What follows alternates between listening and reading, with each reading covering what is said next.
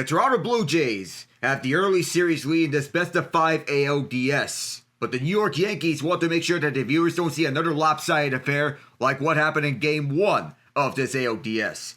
Toronto dominated their division rival with a 10-1 win at Rogers Center, which is the team's first postseason victory in 9 years, and the first meeting between the two AL East rivals. Everything that could go right went right. Vladimir Jr.'s big night, Kevin Gausman's start, and the 2 home runs from Alejandro Kirk, adding in a giant sense of relief to open the series. New York had their chances, most notably with the bases loaded and Aaron Judge at the point of the 6th inning, but the game got away from them after they were not able to break the game open. Game 1 was their 7th loss in the last 8 games to the Jays at Rogers Center, who swung the season series and eventual tiebreaker in the AL East. But now they need to bounce back in a hurry ahead of this game to even up the series before going back to the Bronx. Hello everyone, I am Alec Nava. Welcome to Toronto, where it is the New York Yankees and the Toronto Blue Jays. We have our starting lines for these two clubs. The Yankees will sell Max Fried to the mound to begin this game. He was excellent in Game 1 against the Boston Red Sox in the AL Wildcard Series. So their lineup goes like this. At center field, Trent Grisham. Right field, Aaron Judge. Left field, Cody Bellinger. First base, Ben Rice. DH, Giancarlo Stanton. Second base, Jazz Chisholm Jr. Catcher, or rather third baseman, Ryan McMahon. Shortstop, Anthony Volpe. And then catcher, Austin Wells. For their lineup. Toronto's lineup goes like this. They'll be sending out Trey Yesavage to the mound. He is their rookie sensation. We had 3 starts in September, but he worked his way up from single A all the way to the MLB, and he has been outstanding. Their lineup is like this. At DH, George Springer. Second base, Davis Schneider. First base, Vladimir Guerrero Jr. To start things off with the 1-2-3 for the Blue Jays. His catcher, Alejandro Kirk. Center field, Dalton Varsho. Third base, Ernie Clement. Second base, Isaiah Kiner-Falefa. Shortstop, Andres Jimenez. And at right field, Miles Straw. To start things off. Springer has turned in a career year at age 36. And even that takes into account his Astros years. He's been arguably playing his best baseball with the Blue Jays this year. And the Blue Jays, they love to put the ball in play. They rarely strike out, and they're excellent at keeping the ball in play. The Blue Jays delivered in Game 1. We'll see how they do for Game 2 as we're getting set to start here at Toronto. 78 degrees Fahrenheit, 54% humidity, 8-mile-per-hour winds. And Giancarlo Stanton, who has been struggling so far to begin this postseason, he's been averaging about, so for Max Fried's been averaging about 6 strikeouts per game. All throughout, so over 4.5 strikeouts. It's the same game parlay from FanDuel. Max Fried has a 48% chance to get a free earned runs or less. That's a career ERA of 2.70 against Toronto. 189 strikeouts this year for Fried are 7th in the American League. So Trey Yesavage was called up 3 weeks ago. And the Yankees are running back with their Game 1 lineup up against Yesavage at the top of the order. Aaron Boone went to the bullpen aggressively in Game 1. He called on Tim Hill, Camilo Doval, Luke Weaver, Fernando Cruz, and Paul Blackburn. They may want to stay away from Weaver, who expressed issues with pitch tipping, and certainly Blackburn. Doval is likely down too, but for the remainder of the series, look for him to assume a 7th inning role. David Bednar is getting much needed 2 days rest after pitching in all 3 games of the Red Sox series. So as for Yesavage, he made just 3 starts, but he showed the Blue Jays enough to earn the Game 2 start in front of this home crowd. So he is built for this moment. He has a 1-0 record with an ERA of 3.21, pitching 14 innings, 16 strikeouts, 7 walks. He has not allowed a home run. He's used the four-seamer 45% of the time, but he can mix it up with a slider and a splitter, which he uses 29% and 26% respectively throughout the regular season. The fastball is the pitch that Aaron Judge likes, though. He may want to stay away from that when he faces him. It's a fastball that lives in the 94 to 96 mile-an-hour range, but a splitter is to start the show, barreling down for a sky-high release point to create constant whiffs. and there's some real deception between his fastball and splitter, which makes it important that the Yankees have never seen him. But walks can be an issue for him, but he's earned this assignment with a remarkable season. The bullpen's well stocked behind him, but the Blue Jays are comfortable with yet letting Yesavage roll so long as it's working. Loy Varland looked fantastic behind Kevin Gausman in Game 1 of this series, and Toronto also turned to Seranthony Dominguez, Brendan Little, and Jeff Hoffman, who have been key for this bullpen. We're underway here for Game 2 of this series as Yesavage delivers a first pitch strike with that signature fastball that he has delivered. Trent Grisham, 2 of 15. No home runs and no RBI in this postseason. He is batting .235 in the regular season, but he's had a breakthrough. The 0-1 spiked to the dirt. And Grisham has had 36 and 31 home runs in the regular season this year. Let's see how he does here up against Yesavage. In Yesavage's first career playoff start. The 1-1 is swung on and missed on the splitter. What we do know of Yesavage is that he is the third pitcher to make a postseason start within his first 4 MLB appearances, including playoffs. The other two before him were Shane Baz and Matt Moore, who were both members of the Tampa Bay Rays at the time in which they made their postseason debuts. Moore in 2011, Baz in 2021. The 1-2. Another swing and a miss. And Yesavage will strike him out, swinging. Back-to-back splitters, 4 pitches in for Yesavage. 39 in blue. And all these pitches are coming onto the right combination for the young Trey Yesavage. And the boos raining down on Aaron Judge. Fans are fired up early here. Game 2 is Toronto leads its best of 5, 1-0. Ball 1 is taken outside on the slider. Now we know about Judge and Anthony Volpe have been swinging the most consistent bats thus far in the postseason. And Ben Rice is carrying over a hot streak from the regular season. Inside on a splitter, make it 2-0 to count. And although Rice was hot at the end of the regular season, he went hitless in Game 1 of this series. He wants to bounce back from that. See how he goes. A 2-0. Slightly outside of the slider. Fans are a little upset about that. Judge batted .331 in the regular season. His hometown, Yesavage being Boyertown, Pennsylvania. 6'4", 225, just 22 years old, working his way up from single A all the way to the majors. The 3-0. 4 straight balls, and Judge is on base. Yesavage's parents, Cheryl and Dave, have made the trip and are coming to watch him make his postseason debut up against the Yankees, which is a big deal for this young kid. Cody Bellinger he's dealing with some soreness, but nonetheless he's playing through it. Bellinger takes it downstairs slightly on a fastball. He's 3 of 15, no home runs, but he does have an RBI. In terms of injury, he has a bruised left field that he re-aggravated in the final game of the Boston series. It is carried over to here. It's going to impact his base running, but won't impact his batting. So far, not that case because it's 2-0 to count. Especially decelerating is going to be a problem for Bellinger, but he looked fine in Game 1. He drew a bases-loaded walk that scored the Yankees' only run of Game 1. The 2-0 in there at the bottom right corner. Yesavage went back to the fastball he uses the most, and it's 2-1 to count. And Josh Snyder, everything that Josh Snyder has pressed on the buttons, it was all the correct buttons that he has pressed throughout the season. 2-1. Top right corner. Back-to-back fastballs, back-to-back strikes. And it evens up the count 2 apiece. And the state of Judge's right elbow is a topic throughout the Wild Card Series. Boston looked for opportunities to test his throwing. The 2-2. Fouled. It will remain a 2-2 count. And it's clear that Judge is compromised after a July flexor strain. It hasn't impacted his bat at this rate.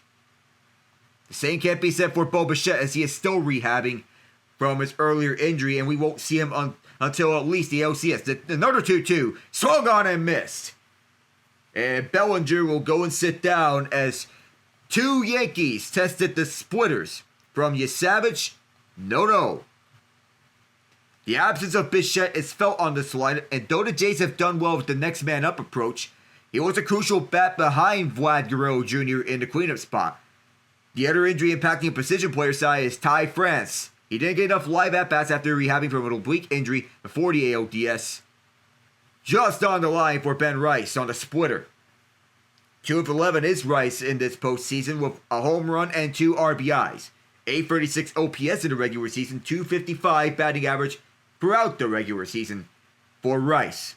Platoon partner for Paul Goldschmidt. 0-1 the count, and it is slightly downstairs on the fastball.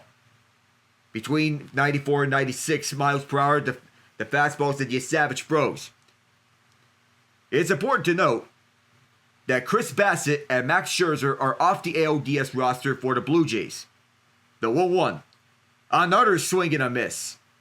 It's been a common theme for the Yankees this far early in this game at the top of the first inning, as Yesavage is having them swing and miss on everything. Twice he has struck out the Yankee lineup. Both at the top of the lineup. We're in the middle of the order with Rice. See if they put the ball in play here. They haven't done that. 17 pitches in for Yesavage. Here's the 1-2. Another swing and a miss. Make that free in the first inning for the young buck, Trey Yesavage. He gets the job done. And he is doing it again here. 3 strikeouts to begin this outing. The Blue Jays at the plate when we return.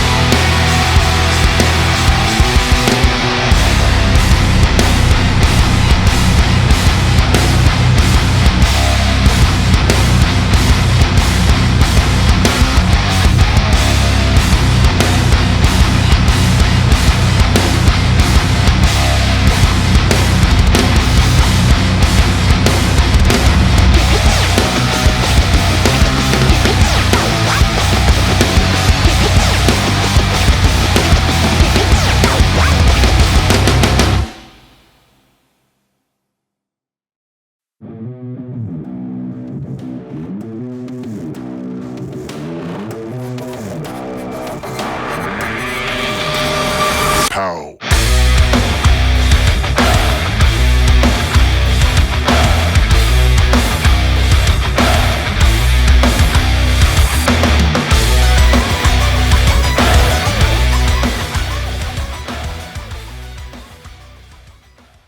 The former Houston Astro George Springer will lead up the Toronto Blue Jays as they get up onto the plate. And you can imagine the amount of booing that Springer's going to get once the series shifts over to the Bronx, knowing that he is a former Astro. Max Fried during the regular season, 19-5, 32 starts. Of a 2.86 ERA, pitching 195 and 1/3 innings. He issued 189 strikeouts. He has a wide arsenal of pitches this year. Used a cutter 28% of the time. Then mix it a sinker, curveball, four-seamer, sweeper, changeup, and a slider. 7 pitches in his arsenal. The first pitch is a cutter that he throws outside on Springer. In game 1, he went 0 for 4, but he scored a run. Batting .309 in the regular season, has an OPS of .959. He's listed as an offensive player on the Blue Jays depth chart and not as a designated hitter. Springer fouls this to left. And we know how much the Blue Jays love to put the ball in play. They have tried to do that again here. As we mentioned that Chris Bassitt and Max Scherzer are left off the ALDS roster. Bassitt is dealing with lower back inflammations that he is still rehabbing from. Scherzer was left off because John Schneider said that he does not like the matchup. And the medical staff is looking at Austin Wells after that foul ball hit that. He needs a little contact solution to wash that off. So Fried is waiting. Highly coveted free agent for last year. Max Fried, in his first 7 seasons in the postseason with the Atlanta Braves, 2-5 with a 5.10 ERA, and opponents have averaged a 2.96 batting average against him. In his first start with the Yankees, pitched 6 innings, allowed 4 hits, but most importantly, no runs. Injury troubles have plagued him in Atlanta, but this year, he had one of the best years of his career, if not the best year of his career. He pitched himself as being the team's ace in the absence of Garrett Cole. The 1-1. Springer puts it on the ground to third. McMahon will make the throw all the way to Rice. 1 out.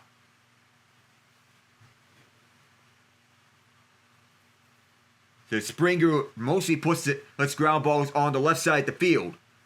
And that time he did it there. Here is David Schneider, no relation to John Schneider. This is his first career postseason at-bat. He takes the place of Anthony Santander. Schneider's one of the many unsung heroes of the Blue Jays season. He's batting .234 as Schneider sees this go down low for ball 1. He looks like he is timing up the fastball, but instead he goes to something else. Schneider has had a better year than Santander, who was coming up a career year with the Orioles, but it was a nightmare for Santander, batting .175 in the regular season. The 1-0. Schneider cracks one to left for a base hit. He is on board, and his first career at-bat results in a single. Lined it up to left, and that's the common theme with the Blue Jays. They like to keep the ball in play. So Fried, who was unbothered in the Boston series, this time he allows a second pitch line drive to left for that base hit. And here's Vladdy Jr., who is now up to bat. He's found his mojo again. A home run. And his first career home run. He takes ball 1 down low, sinker at 98. 3 for 4 in game 1. A home run and 2 RBIs. .292 batting average. And he's been the face of this franchise over the past few years. The native of Montreal, coming over to Toronto. The 1-0. Takes it on the bottom line on a sinker. Evens up the count at 1. Schneider at first. On the year, Guerrero's batting .292. At first base is Ben Rice, wearing Juan Soto's old jersey number 22. 1-1. And that's a big bounce, and it gets down and off of one of the Yankees. That's Jazz Chisholm Jr. That moves the bases. Schneider is second, Guerrero to first, and they're keeping the line moving. I don't think anybody saw that through the sunshine. And they're getting the job done north of the border as Guerrero put it up. And it looked like everybody had a hard time seeing this, but Guerrero smartly put it right above the head of Fried, and in an area where nobody can catch up to. Now here's big Alejandro Kirk, who has had a career year at the plate as their catcher, batting .282 on the year. This ball wildly high, but not wild enough. .282 on the year. He was 2 for 4 in game 1, and both of his hits were home runs. We'll see if he does another Captain Blast, Captain Kirk, as they call him. The 1-0. Grounds one up the middle. Chance for two as Chisholm gets the out at second and throws to first for the out there. Moves Schneider to third. Or no, that's going to end the first inning. It's a double play here. 2 hits already. So, excuse me for there. A chance for 2, and that ends the first inning. We'll go to the second in a moment.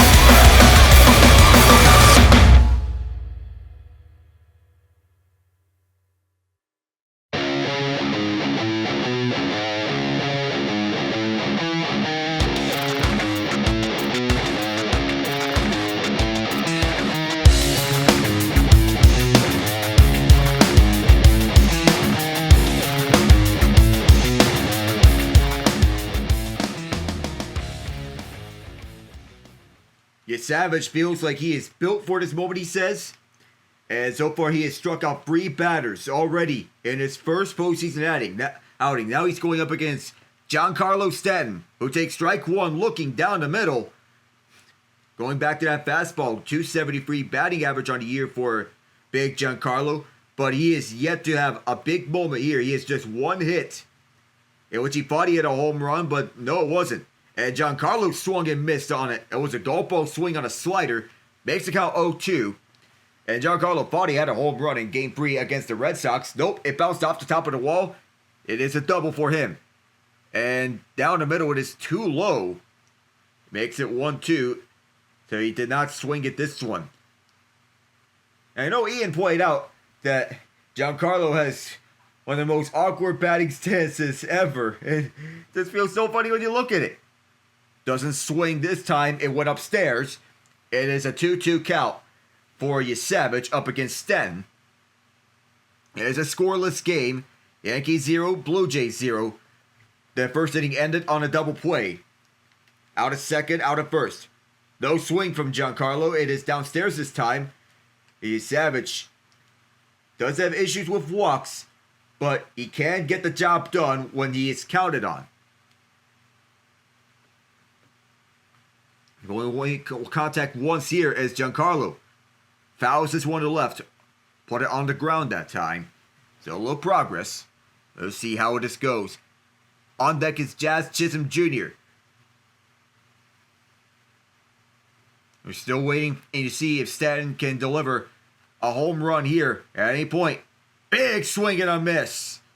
4th strikeout for Yesavage in his first career playoff start. In the first inning, he He got strikeouts on Trent Grisham, Cody Bellinger, and Ben Rice. All of them have been on splitters, which has confused. Has confused batters so far. 5 times he has went to that splitter, and it has resulted in a strike each and every time. And this time it's resulted in another strike. Here's Chisholm. Pops this one up to shallow left and calling for is Jimenez, but stumbles. Schneider steps up to help him out. 2 away.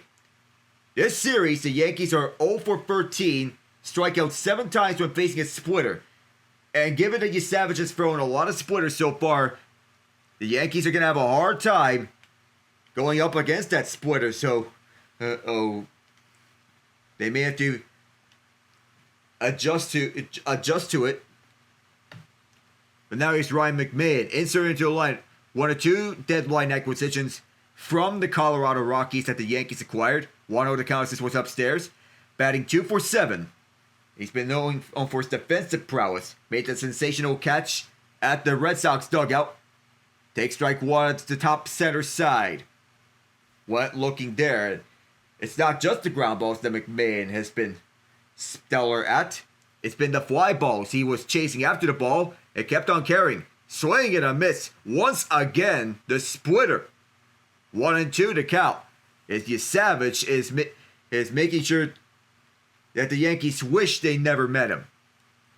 With that splitter that they keep swinging and missing at. The 1-2. No swing there, and what do you know? The splitter has been the most dangerous pitch that Yesavage has used. And there's the feeling that Yesavage is going to use that most commonly. He wants to mix it up with fastballs. And there's a line drive to right that is caught instantly by Straw. And the inning is over for the Yankees. Going back to the bottom of the second with the Blue Jays at the plate next.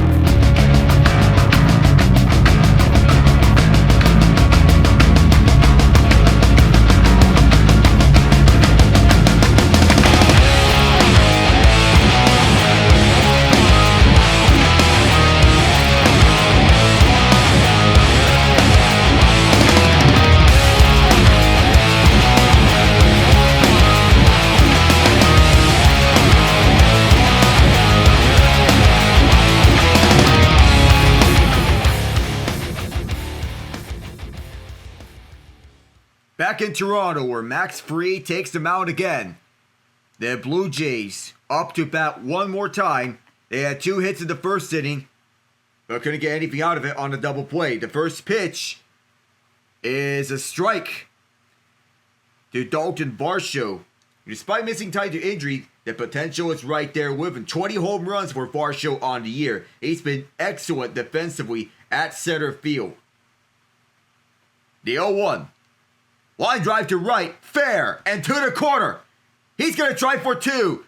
Aaron Judge can't pick it up. Now he finally does. Varsho on his way to third. It's going to be a triple.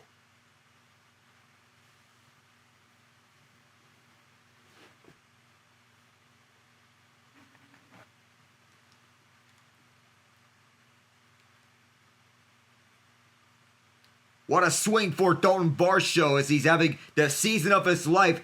20 home runs as Aaron Judge had trouble picking up the ball. It takes a bounce off the outside wall. Varsho saw that, and he kept on going all the way to third, where he's being held there, and this crowd is fired up. Everyone's on their feet. The first pitch, high drive over to left, back at the warning tracks, and it is gone! Hey, Ernie! This is your big moment!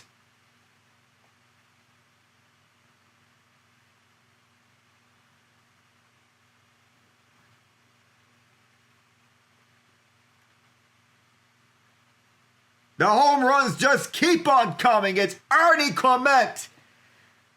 The 6th spot with a high fly ball towards the Blue Jays bullpen. And once again, the Blue Jays strike first.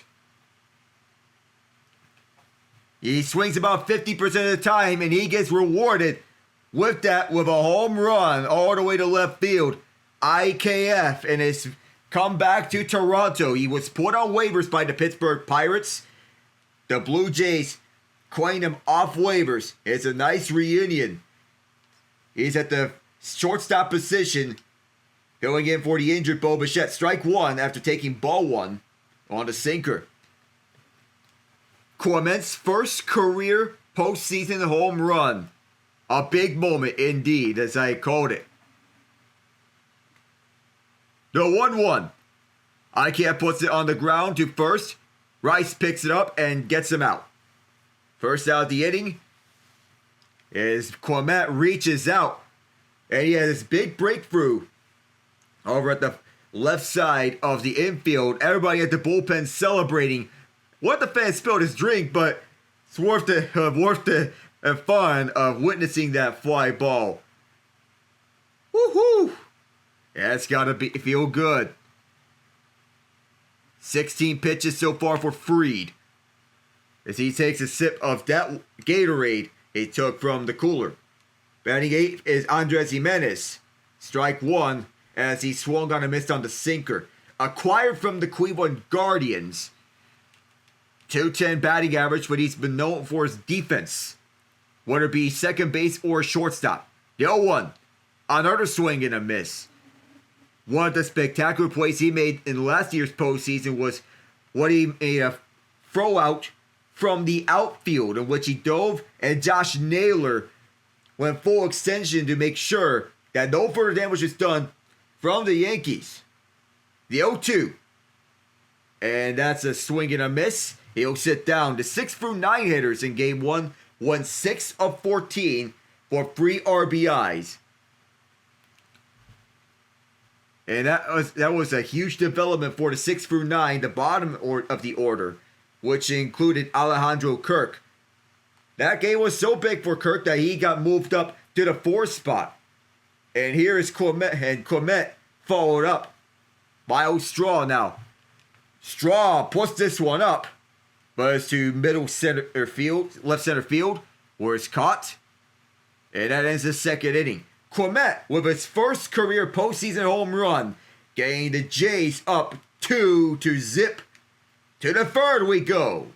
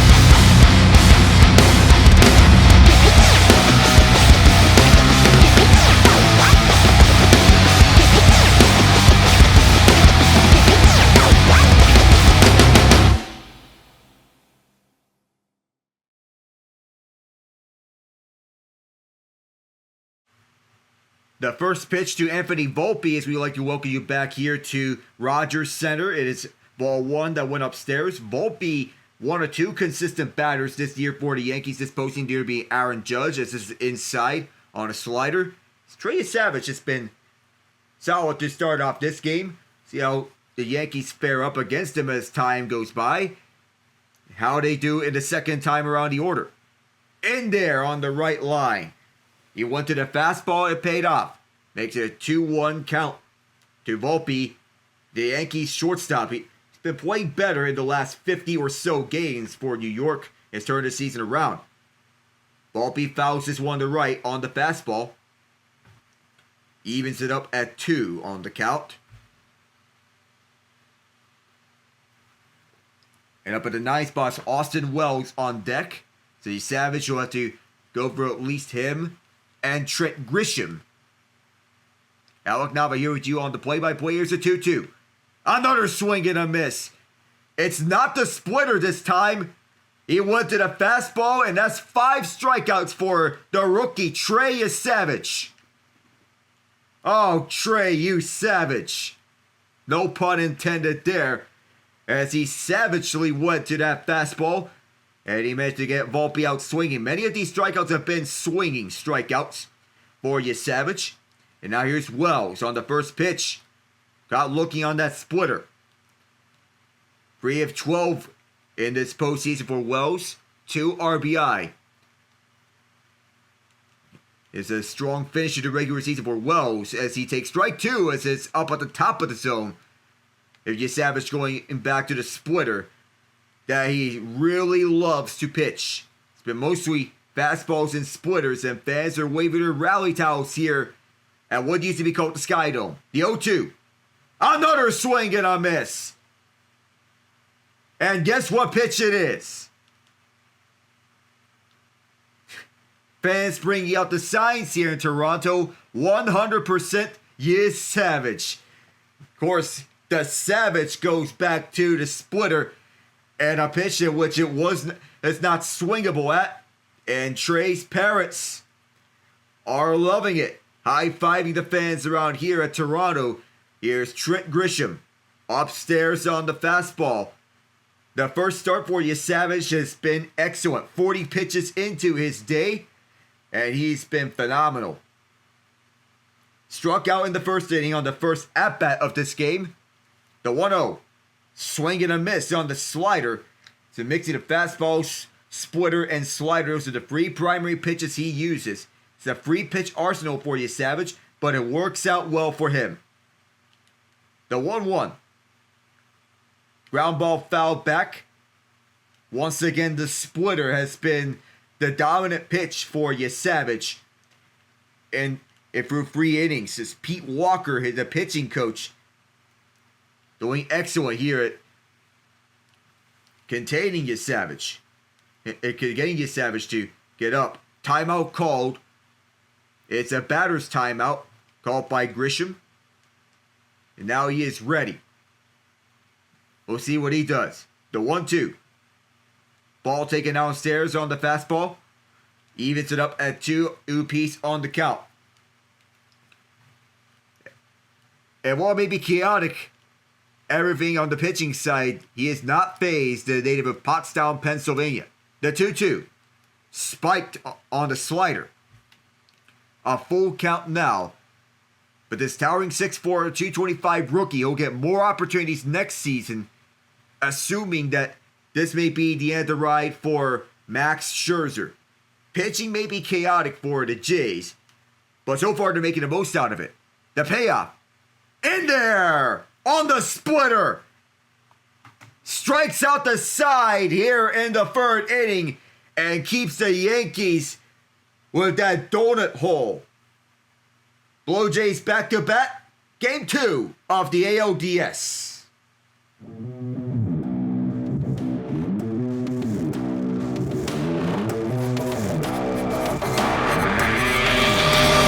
Pow.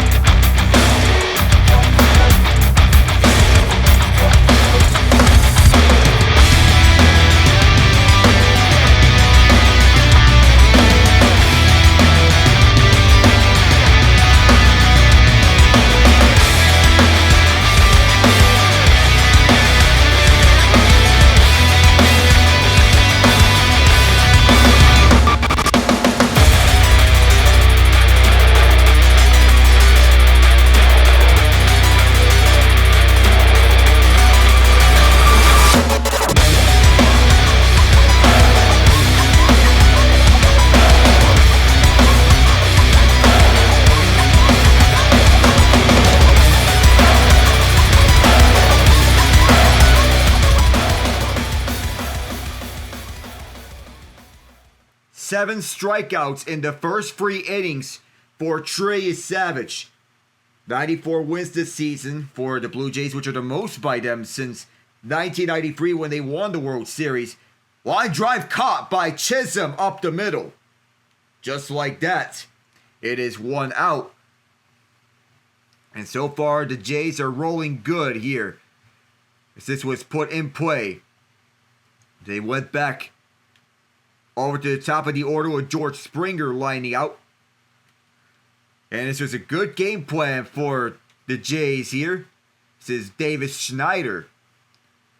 Now at the second spot in the order, 1 for 1. He got his first career hit, which was a base hit on a line drive to left. There are a lot of players on this team that love to put the ball at play, and they do so flawlessly. Swing and a miss on the changeup from Fried.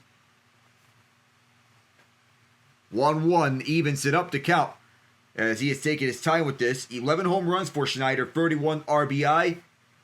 There are a lot of players here on Toronto that can put the ball in play and do so successfully. The only run scored by the Ernie Clement home run. The 1-1 in the zone on the sinker. Makes it a 1-2 count. That triple goes leading the way. And there's a Davis Schneider lookalike over at the stands. With that same exact beard, same exact glasses. 1-2. That's outside on the curveball that Fried threw at. 2-2 on the count. That's Dalton Varsho who put it on the ground to right for the triple for Toronto. 2-2. Outside left on the changeup. It is 3-2 the count now. So 6 batters went for the Jays in that second inning. Vladdy Jr. on deck. 26 pitches for Fried as he exhales. The payoff. Check swing. They're going to say he did not go. He retracted at the last moment, and he's going to walk to first. The first walk issued by Fried as Vladdy Jr. goes up onto the plate. One of the best batters in the MLB. He said last year was going to be his year, and it was for him, not the team. But this year, it was the team's year. They took the AL East. The first pitch is lined up the right center for a base hit. Picked up by Grisham, and still going is Schneider. Runners at the corners, with Guerrero at first and Schneider at third. And now it's Alejandro Kirk of a chance to make it 5-0 at the max. A flat out bat angle for Vladdy as he is destroying the Yankees. Lined it up to right center, and the dominance of Vladdy Jr. continues in this series, which is still young. We're just in the second game. Now it is Captain Kirk. His 2 home runs yesterday. We'll see what he does here on this at-bat. First pitch. Take strike 1 on the top left corner. Fried went back to the changeup. He's been using that pitch most of the time here. 1.37 ERA in his last 8 starts. But the Yankees have struggled at Toronto this year. That's downstairs on the sinker at 99. 1-1 is the count, and it is 1 out. And this is not really a great sign for Max Fried, knowing that he is struggling early here. A lot of swing and misses generated. 1-1 the count. And here's the pitch. No swing from Kirk, with Fried throwing a sinker at 98. 2-1 count. And even for all the pitch arsenal that Fried has, it's not really bothering the Blue Jays. Schneider gets set. Guerrero saying put at first. The 2-1. Big swing and a miss. Kirk lost his balance a bit. Stays upright. And it's 2-2 to count. Still at the bottom of the third with 1 out. Barring a double play, on deck is Dalton Varsho. And Kirk is the best two-strike hitter in the MLB this year. Not one of the best. He is the best. And once it gets to a two-strike count, he gets more comfortable as it wears on. 2-2. Bouncing ball. This will be picked up at first base by Rice. Throw to first is in time. But that will score another run as Schneider is in. So you exchange the out for run. And you move Vladdy to second base. The double play is out the question because you have 2 outs. And Vladdy moves to second base. No play for home as Schneider comes home. And even so, the throw would have been late anyways. If that was batted quicker, then it would have been an out at home, perhaps, or a plate to plate. It's 3-0 Toronto, bottom of the third. And now it's Varsho that Fried is facing now. As Kirk is over the dugout, Vladdy at second. 33 pitches enter the day for Fried. Dalton Varsho on the first pitch. Grounds this one and diving past the first baseman Rice, and that'll bring in Vladdy. It's 4-0. The second double of today.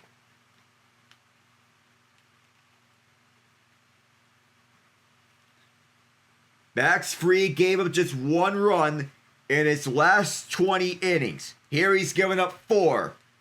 At the bottom of the third, and the high fives coming around for the leader as this goes past Ben Rice. As Dalton Varsho put it perfectly, past the diving Rice. 5 different weapons, or 7 different weapons that Fried has. And even so, Toronto is making the most out of all of them. Fans chanting, "Scoop, there it is." And while Cam Schlittler had an excellent outing against the Red Sox in Game 3 of the AL Wildcard Series, Trey Yesavage says, "Mind if I join the party?" Fans putting up signs of "It's coming home."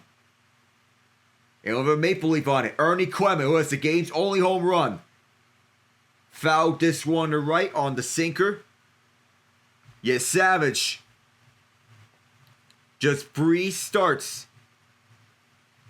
Ends this year, all of them in September, as Aaron Boone is phoning the bullpen early on. That's usually not a good sign for Max Fried. The 0-1. That is way upstairs. Clement doesn't even go at it. Fans booing as they thought that Fried was going after his head. 1-1 with 2 outs. Fried delivers. And Clement fouls this on the cutter. 95 miles an hour. 1-2 now is the count. Blue Jays up 4-0. The NHL season starts in 2 days. And wait to see the debut of Mitch Marner in the Vegas Golden Knights ace jersey. And when Marner makes his return to Toronto. 1-2. Why is this one to the left? Being waved home as Varsho. Here's the play at the plate. The throw is offline. 5-0 Toronto.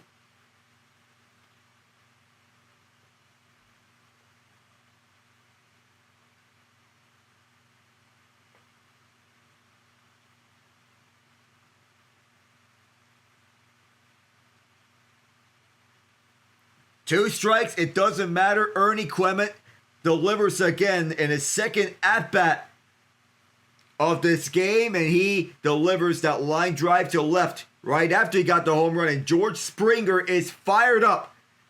Toronto wanting to bring it home, and immediately they're on 5-0. Here's IKF. That was almost a perfect curve for Max Fried. It's a 1-0 count, and already we have somebody warming up at the bullpen. That's Fernando Cruz. As Aaron Boone instructed the bullpen to have relievers warming up in case Fried has to be removed. Under center field, and Grisham doesn't have to move too much. And mercifully, the inning ends for the Yankees. Damage has already been done. It's 5-0 Jays, headed to the 4th.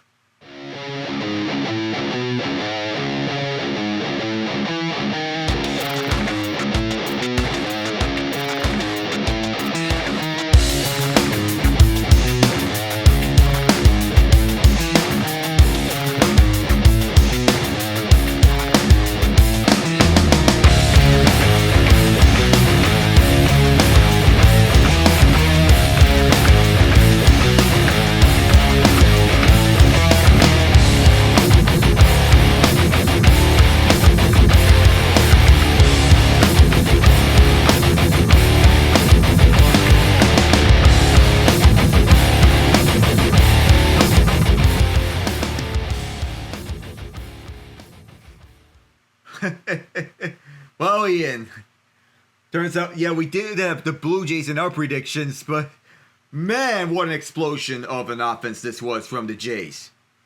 Yeah, well, I did say that they would sweep the Yankees, didn't I? Yeah, you did. But keep in mind, I said it not because of what the data said. It was just pure hatred. I was being a hater, and it looks like I was correct. Well, man, nobody could have expected this. Well, the Yankees have Cam Schlitter. Well, here's Trey Yesavage. Yeah. That splitter of his is a work of art. And do keep in mind, Ian, that the Yankees have had trouble against the splitter all series long. So, the Blue Jays decided to throw up a little curveball on them and putting Yesavage on the mound for Game 2 instead of Shane Bieber. Guess what? That decision is paying off in spades so far. Yep. So we have yet to see what happens the rest of this game, but yesterday surprised me one bit with the fact that the Tigers took it in the 11th inning on the Mariners. There were several long balls in which we thought there were going to be home runs, but we know why T-Mobile Park is such a pitcher-friendly park. Yep, and wow. Last I checked, it was 2-0. What happened? Ernie Clement happened, to say the least. Ernie? Yeah. Well then. Yep. Of all the Jays players, we would expect Vlad Guerrero Jr. Ian, as we're in the fourth innings, as this is downstairs. But of all the Jays players, Ian, Ernie Clement. Yeah, Ernie Clement. Good for the guy, though. Here's Aaron Judge, who has walked to first, outside left on the fastball, so it is 2-1 the count. Trey Yesavage has been having his way with the Yankees already with 7 strikeouts. And we're in the 4th inning. Swing and a miss. That one was inside on the slider, a pitch that Judge shouldn't have swung at. But Judge had one of the worst swings that we saw in Game 1 that we expected last year's version of Javi Baez to swing at, not Judge of all people. Goodness gracious. 2-2 is the count. Here's the pitch. Downstairs that makes the count full on the slider. So see how long Yesavage goes in this game, but he might have just extended his leash with his outing here. 7 strikeouts already. We'll see if he gets an 8th strikeout. So Schlitter get 12 strikeouts against the Red Sox, and here's his 8th strikeout as Judge swung and missed on it. Wow. I would say the what do you call it? I'd say his leash. Does he have a leash at this point? Well, admittedly, I didn't have expectations for him entering this game as this ball one. I didn't have any expectations for Yesavage going up against the Yankees, and with the Yankees going up and sending Max Fried to the mound. But then again, Fried has had his litany of playoff struggles in the past, as dating back to the Atlanta Braves. But I was under the impression that if Game 1 was any indication, that he would have a much better postseason in pinstripes as opposed to in Atlanta. So far, in Game 2 against Toronto, that has not been the case here. 2-0 to count to Bellinger. Strike 1 down the middle on the fastball. So see how far Yesavage goes. He's at 54 pitches now.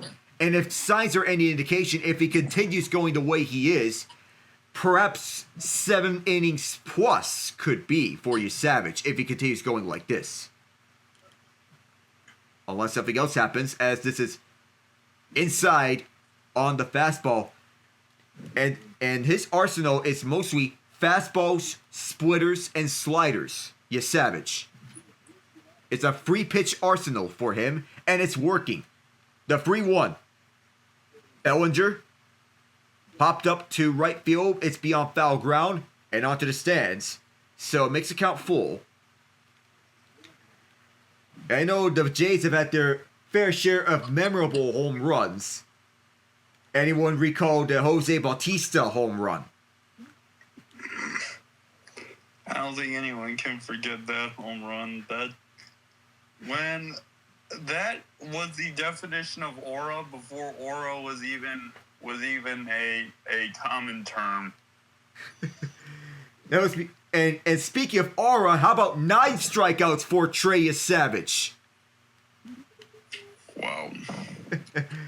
Yeah, of course. When we speak of aura, how one picture can define a shining moment. When the Rangers committed 3 errors in the bottom of the 7th, and Elvis Andrus was in the middle of all of them. 9 strikeouts for Yesavage, and as this ball won downstairs, it's been 10 years since it's been 9 years since the Blue Jays made it to the ALDS. The score line for the game ones in which they've been in those 2 ALDS games, 10-1. Strike 1 down the middle on the splitter, and that's been his favorite pitch so far for Yesavage. That's the most common pitch that he has used in this outing, and the Yankees have constantly had trouble with it. Went to the fastball and it's down the middle that time. Now fans get on their feet on this 1-2 count, as Yesavage, who started the year in single A, Cam Schwitler started double A Somerset, worked his way up to the regular rotation. 1-2, and that's upstairs, or just to the inside, rather. 61 pitches for Yesavage. The 2-2 count, fans clapping. As there's some signs saying it's coming home. Noting the Blue Jays have not won in 32 years, and there's another swing and a miss. 10 strikeouts for Trey Yesavage, who is a savage all over the field. And that ends the inning. Wow. I mean, I am... This is peak comedy, man. This has been a great day. The Eagles lost to the Denver Broncos. The Baltimore Ravens got blown out in the water by the Houston Texans. The Giants, Saints, and Dolphins and Panthers both put on the best games of the noon slate. And now I'm watching the Toronto Blue Jays become the legal guardians of the New York Yankees. That's the perfect way to put it. How did the Dolphins blow that against the Carolina Panthers? Or as others would say, hey, Yankees, Daddy's home. Oh, yeah. The Saints beating the Giants the week after the Giants beat the Chargers is comedy. Oh, my goodness. Oh, my goodness. That, and not to mention the Broncos beating the Eagles, too. And now, Kevin Patullo is no Kellen Moore. We know that. But, man, are the Eagles such a head case. Well, head case and a half, we must say. I mean, the Broncos are no slouch. But, man, for a defending champion, this is not a good look on them. Who, for the Eagles? Yeah. Yeah. It just... This is why, when Saquon Barkley was talking about starting their own dynasty, I'm like, I had to do the Nathan Fillion meme where where he's about to say something, then puts his finger up, and then has to hold back again from saying something. Because, my guy, you've won one Super Bowl. Yeah. Chiefs fans didn't talk about dynasties until we had won 2, and even then, people were telling us we're not a dynasty. Well, back into this game, but yeah, the point still stands. 3 Super Bowls in 5 years, that's a dynasty in the NFL. So back here as the Blue Jays are back on the plate. 0-1, as this is spiked on the curveball. And Max Fried's postseason struggles, which appear to have been solved in Game 1 of the Red Sox series, they may be resurfacing again here against the Blue Jays, given that he has given up 5 runs, including that home run to Ernie Clement. Clement's 2 for 2, check swing at third. They're going to take a look at this one, but I don't think he would. He didn't reach all the way. They'll say no. It's Andres Jimenez, who was acquired last winter from the Cleveland Guardians. The 2-1. Swinging a foul to left. So that will make the count 2-2. Jimenez has been a defensive gem no matter where he's at. One of the plays that was a highlight reel play was a throw from the outfield to get one of the Yankees runners out at first base. Warming up at the bullpen is Will Warren. A name that Yankees fans don't want to hear as this is put on the ground to third. McMahon's got long throw away to first. And no play. Jimenez reaches with that incredible base running as McMahon had to turn around and make a long throw all the way to first. But Jimenez beats out the throw. But to put the ball on the ground like that the way he just did, that's remarkable. It's a tough play for McMahon in the first place. And even if he were to make that throw, it's going to take a long throw to make that happen. It was a long throw, but Jimenez beat it out anyway. Incredible base runner. And now that he's on board, watch out for him trying to steal a base if there is any case. Now it's Miles Straw at the end of the order. He replaces Anthony Santander in the order. Showed bunt, but it's ball 1. Santander had a nightmare year this year, batting .175. Josh Snyder put him on the lineup in Game 1 with the expectation that he turns it around. He hasn't done that yet. So, against the lefty Fried, he put Straw, a righty, onto the plate. 2-0 as Straw showed bunt again. This was outside. The goal that Straw is trying to show is that with the intention of moving Jimenez at the base. Trying to do a sack bunt. Fried at 47 pitches. And warming up. This is bunted, fouled.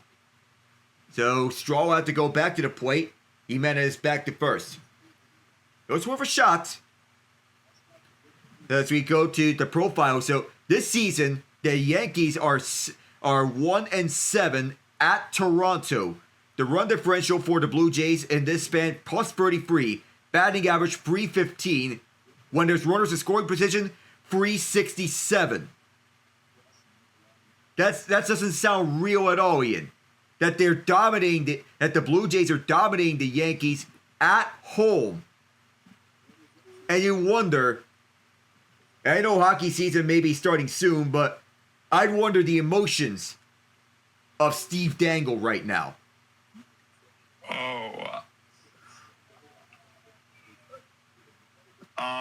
I don't.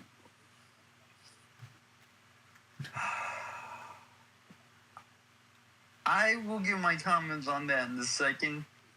Oh. I'd be more worried about Blues fans right now. Fair enough, as it's 3-1 the count for Straw after he showed bunt again. That's a strike on the left line. He showed bunt. He thought that was going to be outside the zone, but it's strike 2 here. The count is full. I say that because you saw the video of Oscar Sundqvist, right? I did not. In practice yesterday, I think he had to be helped off the ice. Oh my goodness. Yeah.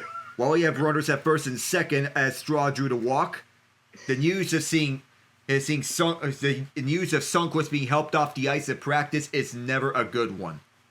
And now Aaron Boone's making his way to the mound, so that means Max Fried is done, and his postseason struggles have resurfaced again, which was not what the Yankees wanted when he came over to the Bronx Bombers. And now they'll get Will Warren up against former Astro and noted Yankee killer George Springer.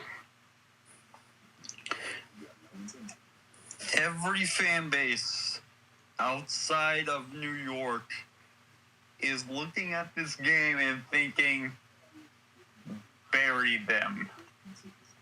Bury them deep. Like, treat this as if it's a buried alive match in wrestling, and just dump the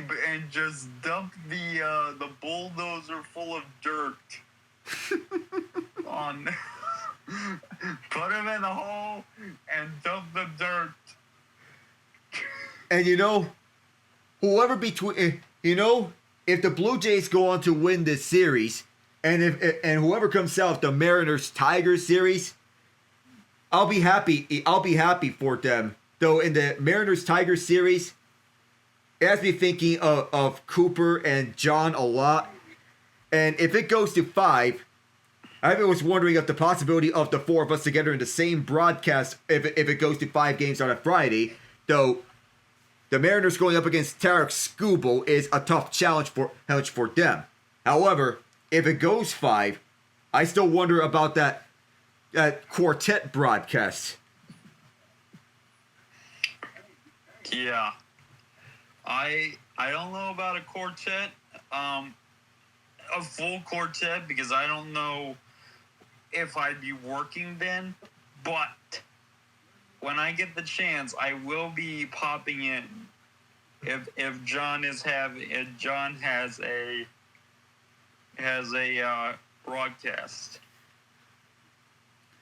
All right, so in terms of broadcast, I will say I'm not covering NHL opening night, but instead I'll be covering Marner's Vegas debut on Wednesday. But my main focus for this October in terms of broadcast is baseball. So even though the NFL season's still going, my first priority is the MLB postseason. That takes first priority over everything else. Absolutely.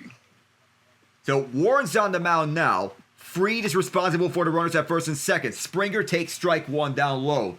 And if it is a Blue Jays Tigers ALCS, it's a reunion between Springer and AJ Hinch, 2 former Houston Astros.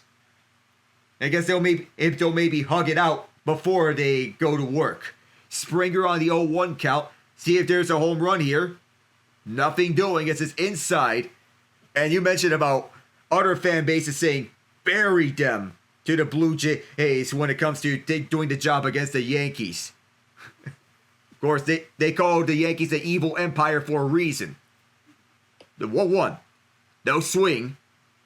It is 2-1 on the count. The Jays' reverse in scoring position are .292 on the season. But on this series, they are combined 8 for 16 on the series with runners in scoring position. Game 1, they were 5 of 10. 3-1 count. And I get the notion that Springer may be ready to strike anytime soon because this is a hitter's count. David Popkins is the hitting coach for the Blue Jays, and he deserves a lot of credit for this turnaround of Toronto. The 3-1. Ball 4, and the bases are loaded. Springer will take the walk. Fried responsible for the guys at second and third. Warren for the man at first, and that's Springer. David Schneider coming up to bat. And this was his first career plate appearance in the first inning, in which he lined a base hit to left field. There's a David Schneider lookalike on the crowd. same mustache, same glasses. Kind of funny to think about that. Downstairs on the fastball, Warren trying to do the job in relief of Fried. And so far, this Yankee bullpen, which has been hot and cold, has been more cold, if anything. And we're looking more at Luke Weaver and Will Warren for this matter. Schneider takes strike one on the top left corner. Davis is not related to John Schneider, the manager of this team. Davis Schneider wearing 36, John Schneider wearing 14. But different families. The 1-1. Take strike two. It's just in there on the right line. Bases loaded, nobody out. And the Jays would love to add to this 5-0 lead and do more collateral damage. Of course, we'll have to see how Game 2 between Seattle and Detroit it goes out. And the Tigers, they can steal games with Scooby on the mound. 1-2. In there! On the left line, and there's the first out. The one away here, and here comes Vladdy Jr. up onto the plate to try and do more damage. He's been on a mission this series. 5-0 the lead for the Blue Jays, and fans are on their feet waiting for Vladdy Jr. grand slam. He's 2 for 2. Ball one as it went wide to the left. Vladdy went 3 of 4 yesterday, and he's been out hitting the Yankees 5 of 6 this series, while the entire Yankee lineup is a combined 6 of 44.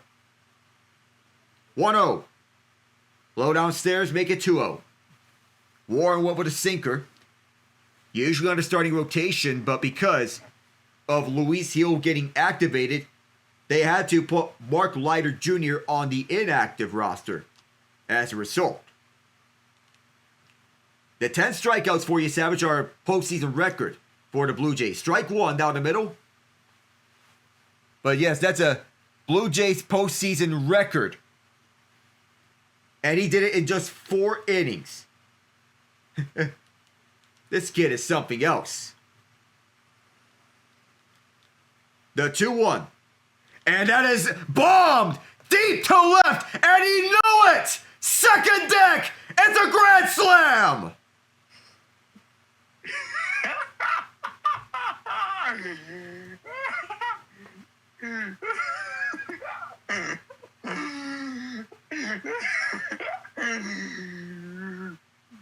You know what, Alec?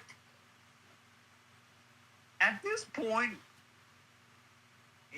you know what, Yankees, you are just as much of a clown act as the New York Mets. But it's even funnier because your fans talk so both New York's teams, their fan bases, they talk so much. Mets don't make it, and the Blue Jays, and right now the Yankees are getting mollywopped. I understand, yes, the game's still going on, but we need to just dunk on the Yankees, Alec. And by the way, that's the first grand slam in Blue Jays postseason history. Oh my. Yes. Alec, we could go this entire broadcast just dunking on the Yankees at this point, and it would still be valid. I mean, what in the world? Yes. This is supposed to be a lineup of heavy hitters. Aaron Judge is supposed... By the way, did Cal Raleigh get confirmed as the MVP yet? We don't know just yet, but given that's the greatest season by a catcher in MLB history, he should be the MVP. Okay, Yankees fans, you were screaming that Aaron Judge deserved to be the MVP despite what Cal Raleigh is doing. calling what Cal Raleigh did a one-off, that he wasn't consistent, that Aaron Judge was carrying this team and the MLB. Hold on a second. And we talk about Aaron Judge, that even for his batting prowess in the regular season, he's getting very eerie comparisons as Kirk grounds one into right, and another runner is on board. It's a base hit. Are there any outs? One. Okay, I was about to say. But still, Yankees fans, you're talking about Aaron Judge like he's the best thing to come to baseball since Derek Jeter, or since I don't know.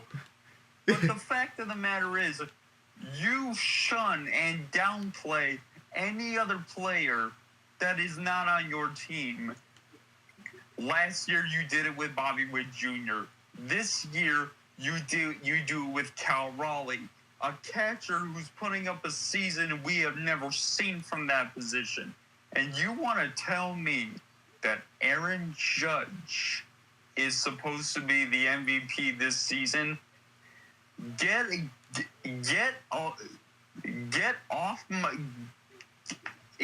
the F out of here. Just go. Just go.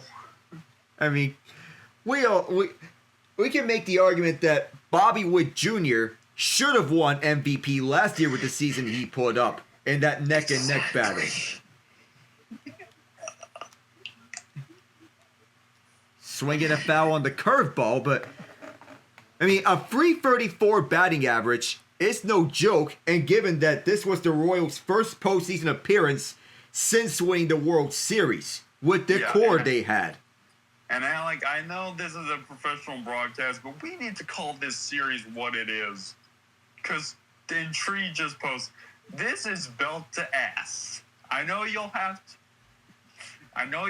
to do some editing for the language, but we can be real about this. Yes, it is already as it. I was expecting something close for this game, given as Yesavage versus Fried. What did we get? A laughter, and here's Varsho. Could this be another one? You betcha! A 2-digit spot. Just, if there was any doubt of what this series was, Dolan Varsho just put the cherry on top. And you know what? Why stop there? Ernie Clement, take it deep. And then here's Vladdy, grand slam. And now Dalton Varsho. And here is Ernie Clement, the shallow left. Easy catch there at left field for Cody Bellinger for the second out. But the damage is already done in the second, third, and fourth innings. We mentioned 2 years ago about how the Blue Jays may have lost the Varsho trade. Well, Varsho says, wait a minute there. I got something in here. Isaiah Kiner-Falefa takes a fastball up high, but this has been a career year for Varsho. Even when he missed some time with injuries, his 20 home runs are something to stare at, and you'd be awestruck at it. 1-0, strike one, slightly outside left, but you can see the souls of Yankee fans evaporate from themselves. Oh my goodness. My prediction will soon be true. And at the end of the fourth, with Jazz Chisholm Jr. putting out IKF, it's been a laughter. And at this point, we're just counting out down the innings for Big Papi to say his most famous catchphrase. And we already know that he's going to let us know when it's all said and done, because this is unbelievable. And we know the Blue Jays had a game of infamy 3 years ago against the Mariners, but this team, this lineup with this staff, come on, that's not happening this time around. That they're putting on belt to you know what on the Yankees. 11-0, and Dalton Varsho is continuing his career year, both at the plate and at center field. Dear goodness. Yeah. Oh my good. This is comedy. This is peak comedy at its finest. Yep, and I'm going to enjoy. By the way, was that the 4th inning? Yes, it is the 4th inning. So, let me just paint this picture, ladies and gentlemen. Right now, the Blue Jays are going to send Trey Yesavage out there because he's dealing. But realistically, the Blue Jays could send out their junk men, their garbage men, if you will. The pitchers that you wouldn't believe would see the mound in a playoff game. For 2 games in a row, they've been able to send those pitchers out there and leave their big guns in the wings for later on. And they would still do the job of knowing the Blue Jays are up against this Yankees lineup because the Yankees can't do anything this series. Oh my goodness. Now, we do know the Blue Jays are excellent at keeping the ball in the play. But to this extent, goodness.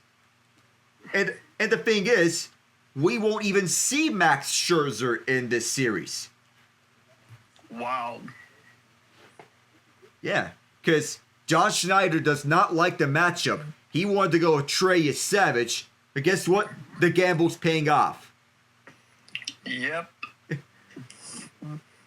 To the point where they might not even have to think about using Jeff Hoffman. Starting the 5th, fastball downstairs, but 11-0. Yes, you are hearing this correctly. It is 11-0 Blue Jays at the 5th inning. Ball 2 as the fastball went towards the left. Walks can be a bit of an issue for Trey Yesavage, but so far, Giancarlo Stanton is having himself a very rough go in the postseason. His only hit came in Game 3 against Boston. Hits it right onto Clement's path, and that has him drop to 1 for 17 on the postseason. Yes, 1 for 17. And for the Yankees, that's the most runs allowed over a 2-game span in postseason franchise history, with 21. Gave up a 10 spot yesterday, and they gave up an 11 spot today. And we can't tell if the Yankees are this malconditioned or if the Blue Jays are simply this good. But I feel this speaks more towards the Blue Jays, in any case, than the Yankees. Jazz to right. It takes a bobble towards right field for a base hit. So Jazz is on board, and so is his base running, and Vladdy Jr. knew he had to have that one. It'll be scored as an error against Vladdy. So, with Jazz on board, that will mean that Ryan McMahon will be at the plate. So it's a fielding error by Vladdy. He knew he should have had that one. Now it's McMahon, who is up now. Fouls this one on a chopper. Start this off. So Trey Yesavage with 10 strikeouts, a Blue Jays postseason record. And meanwhile, it is 14-0 Lions over the Bengals in the second quarter. The Bungles are dead. They're done. Pack it in. This was your all-in year, and you couldn't. Hang on. I will get on this at the break. But currently we have some things going on. While the Chargers are up 10-7 on the Commanders in what is a very tight contest. Downstairs, 1-2. It is a signature pitch, the splitter. That's the pitch that Yesavage likes to go to, the splitter. He made 3 starts in September. Worked his way up from single A all the way to the MLB. 1-2. Foul to left. And he's just delivered the Blue Jays the most strikeouts in a postseason game in franchise history.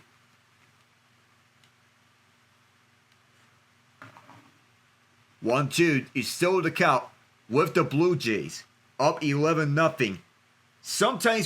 Most of the times we expect close games, but sometimes you have games like this one. Popped up towards third base, chasing after is Clement. And he'll make the catch. And foul ground. 2 away. Leaves Jazz at first. Top of the 5th inning, and we're likely past the halfway mark of this game. The Cardinals are up 21-6 on the Titans. And the Buccaneers up 13-7 on the Seahawks. Here's Anthony Volpe now. 19 home runs on the year. He's had a very up and down season as Yesavage got in a swing and missed on a slider. 0-1 here is the count. 73 pitches on the day for Yesavage. It's been a savage all over the place. Volpe waiting on the 0-1. The delivery. Strike 2. Was looking on the fastball. 0-2. Jazz is the only base runner that's on board. His base stealing prowess can be a factor. So far it hasn't come to light. Just inside on the splitter. Wanted to go there as it is 1-2 on the count. You see more and more people who've been coming up and up from the minor leagues, such as Schwitler and Yesavage. Another swing and a miss. And another K for Yesavage makes it 11 on the day. He just continues to add to a spectacular day. To the bottom of the 5th, Alec Navin, Ian Genge with you.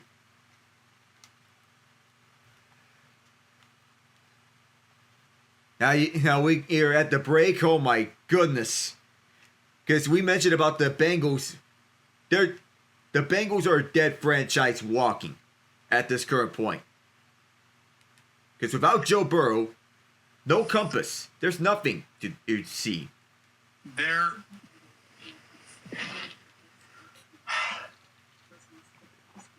Mike Brown is a sin on this league. Because not only did your negligence nearly cost Carson Palmer his career, you are now doing to Joe Burrow what Ryan Grigson did to Andrew Luck. It is criminal what they're doing. All you needed, I'm serious, even with the terrible defense, all you needed was an adequate offensive line. And you could have maybe a 3-1 record and be competitive with every team. Instead, it's Jake Browning back there. Burrow's hurt again. And there is no hope on the horizon. Oh, and we can for this season, we can go ahead and put the Ravens with them too. They're done. Dude, that they got pounded by the Houston Texans is alarming. It's not even that. It's the fact that the Ravens are missing a key aspect of their team, and it's not Lamar. Can you guess what that is? If I can get the second guess here, Mike McDonald, their defensive coordinator. just a defense. Yes, because Zach Yeah. Orr is Yeah. completely unproven and overmatched. Yeah. And there's no way. Actually, hang on. I think we're coming back. We will continue with the Ravens later because we really need to dive deep on these guys. Dude, a 1-4 start is alarming. Immediately fielded by Jazz, throw to first in time to get Andres Jimenez out. And it looked like Jimenez had a base hit to right center. But Jazz had other plans. From second baseman to second baseman. One out as Miles Straw comes back up. And while George Springer hasn't had the opportunity to get any hits thus far, we may be waiting for the time in which he finally gets a hit up against the Yankees. It's just so fitting. Ball one that went upstairs on a sinker from Will Warren. And he is at 30 pitches already. So Warren relegated to the bullpen as with Luis Gil activated. He battled injury this season, but the sophomore was named to the starting rotation. 1-0. Straw fouls it to left on a sinker. 11 strikeouts and no hits for Trey Yesavage for 5 innings. So the no-hitter is still alive. But it could be unimaginable for this to happen as Straw inside 2-1. But we speak of the legends of the sport that delivered classic games and no-hitters in postseason baseball. The most famous example being Don Larson's perfect game in the World Series, which remains the only perfect game in the World Series. A swing and a miss from Straw. One of the more recent cases being Roy Halladay's no-hitter for the Philadelphia Phillies. Rest in peace, by the way, to Halladay. 2-2 to count, and here's the pitch. Struck him out on the fastball. That is 2 up and 2 away. Damage still already done as we look back to game 1 with Aaron Judge chasing pitches in which he should not. He was uncharacteristically off with such a standout performance from Kevin Gausman. But this from Trey Yesavage might just outdo that. Springer at the plate. He's 0 for 2 today. And Springer airs this over to left field. Is this deep enough? And it is! His first hit this postseason makes it 12-0 Blue Jays. And his first home run of this postseason. Who says age is a number? Everyone. In this case, in Toronto. If you want a recent example of a no-hitter that went far but it couldn't quite make it, go back to 2019. One Anibal Sanchez against the Cardinals, I believe, in the NLCS. What the Nationals, I believe. Yes, where everyone thought that Anibal Sanchez wasn't, his best days were behind him. Then he goes out and delivers, I believe it was 7 1/3 or 7 2/3 of no-hit ball. Oh. There's 1-1 already on the count for Davis Schneider and Springer. A Yankee killer in the past, still a Yankee killer today. Schneider grounds one and fouls it to the Blue Jays dugout. It's 12-0 Blue Jays. A complete team effort. Batting, check. Pitching, check. Defense, check. Fan atmosphere, check. Schneider sends this to the air, but it's popped up in foul grounds, chasing after his Rice. He's near the Yankee dugout, and it'll bounce to the stands.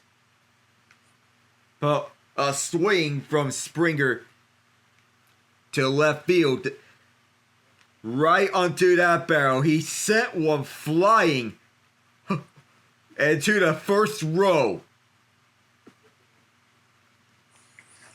So actually, So yeah, he did carry it into the eighth inning to Anibal Sanchez. It was game 1 of the championship series. No swing from Schneider, as this is a franchise record 4 home runs in a single postseason game for the Blue Jays. 4 in a single game. And ever since Aaron Judge loaded the bases in game 1, Toronto has outscored them 20-1. The Yankees have not scored a run ever since Cody Bellinger had a bases loaded walk. It's been 20 unanswered runs since. Wow. I cannot wait to see the reaction from Joe's McFly, among others. And if Schneider does reach on base, which he will not, he swings and misses. But at the end of the 5th, it's 12-0 Blue Jays. As we head to the 6th, the question now becomes, do the Yankees consider intentionally walking Vladdy Jr.? I'll tell you something, he's a perfect 3-for-3 today, and he has that grand slam, so I think the Yankees have to consider walking him intentionally. But now, we want to dive into this. The Ravens. Nevermore. They're dead. They are the one thing that the Ravens always had, that always painted their identity, was a solid unit on defense. They are, this season, complete and utter tripe. They are...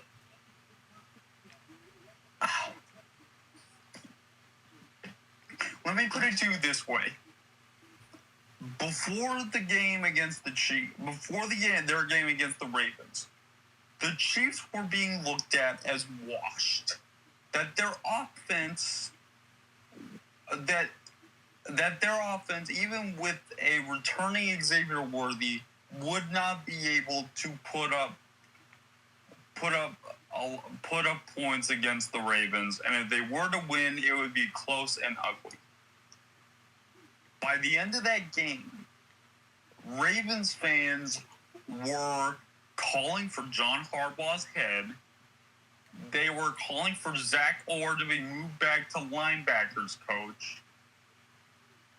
And they were wishing for a time machine so that they could bring 2000 Ray Lewis to 2025. Well, we know one thing's for certain. John Harbaugh needs to go ASAP. Doesn't matter when. It should have been several years ago, which he should have been canned.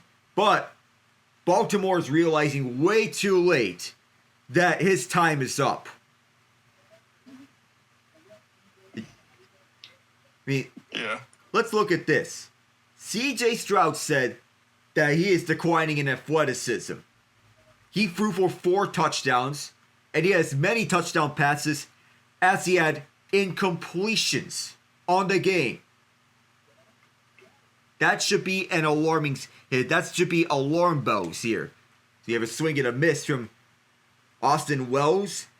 The bottom of the order is Yesavage is still going, but the Ravens, as we know them, are nevermore. At 1-4, they're finito. Yeah, and the thing is, they won against the Browns. Right now, I think their draft pick falls out of the top 10. I could be wrong, but I think that's the case right now. Let's imagine I can't imagine the Ravens falling down to this.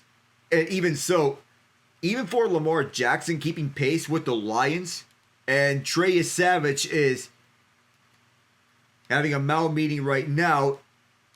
Well, we're seeing 78 pitches in, and he is getting the boot 11 strikeouts on 78 pitches, 6 innings, and he is getting a salute from the crowd here at Rogers Center. He walks over to the dugout, having struck out a franchise record 11 batters, and high-fives his coaches.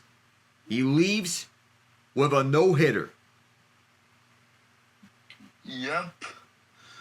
Mr. Yesavage, you have officially been cemented in Blue Jays lore as the man who for 6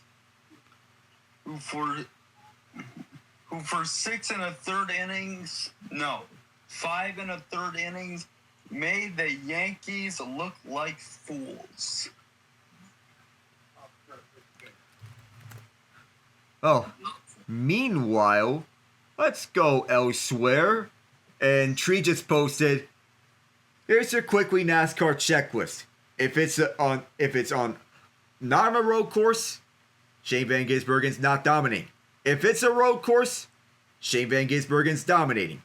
But it is Kyle Larson the leader, but SVG is right there.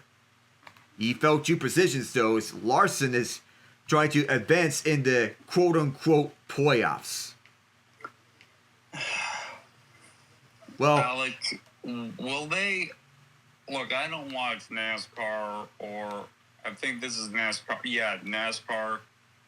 Do you think that with the resignation of that executive, they'll finally realize that this convoluted playoff system is losing them money? You look at other motorsports.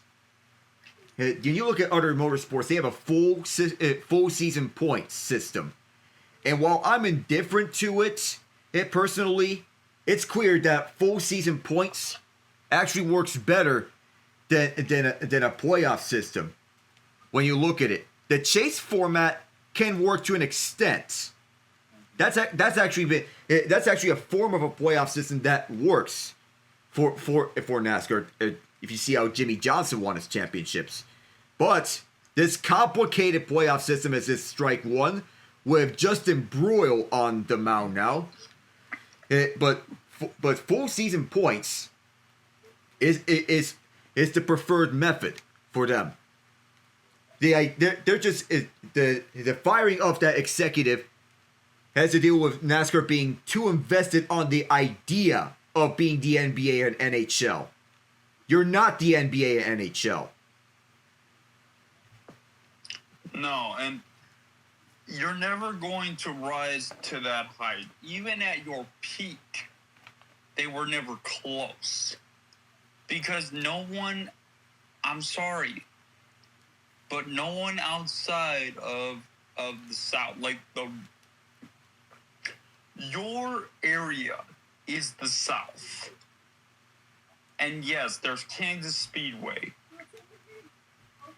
But people from Missouri, I don't hear about them making pilgrimages to Kansas Speedway to watch races. I don't. This is not really that. I know it's not that popular around the Kansas City area because most of you guys watch over at KC are the Chiefs and Royals. Now, as someone who resides in North Carolina, I know that NASCAR is a staple over in the Carolinas because there's Charlotte Motor Speedway, there is North Wilkesboro, you even got the Clash at Bowman Gray Stadium, and then over at South Carolina you got Darlington, which has been a staple for the Southern 500. Now NASCAR has made moves to try to expand to other markets, such as when they had some races held over at Montreal. And then earlier this year, they had a race at Mexico City, which was an SVG Dominate course, but wishing that the rain didn't make it onto an eyesore. Now, I get the idea. You want to get to an outside market. And given my heritage, I love the idea of NASCAR coming to Mexico City. it's a bummer that it didn't work out in the first year. But I would not be surprised if it goes back as this is on the ground to Jimenez. Throw all the way to first. Not in time as Judge reaches. So a rare base runner here is Ken Rosenthal interviewing Trey Yesavage's parents. Well, these two have got to be thrilled seeing their son play. Though back up to the NASCAR aspect. Now, Mexico City is not going to be on the schedule next year because of the complications it brings with the FIFA World Cup. But if it comes back to the schedule for 2027, I would not be surprised one bit. Because NASCAR is trying to get more road courses. And I think 6 road courses is where I'll put the cap. And Judge takes second without a throw. I think 6 road courses will be the cap for it. Watkins Glen, Sonoma, Mexico City, Coda. I feel the Roval, in my opinion, gets a lot of hate. In my opinion, I think the idea of the Roval seems solid. In my opinion, but not bad, but not really all that good either. It's just okay. Here's a home run shot to right from Bellinger. And it's 12-2 Blue Jays. So the first runners on board for the Yankees in this game. And Cody Bellinger, who has been dealing with some soreness on his ankle. He homers here in game 2 at the top of the 6th with 2 outs. I guess I knew it off the bat because he put this one deep to right. A good matchup from Bellinger up against Justin Bruihl. And he gets the high fives over at the dugout. Ben Rice now. Shallow left field this time, and this one will be down. Shy of Davis Schneider, and he is on base.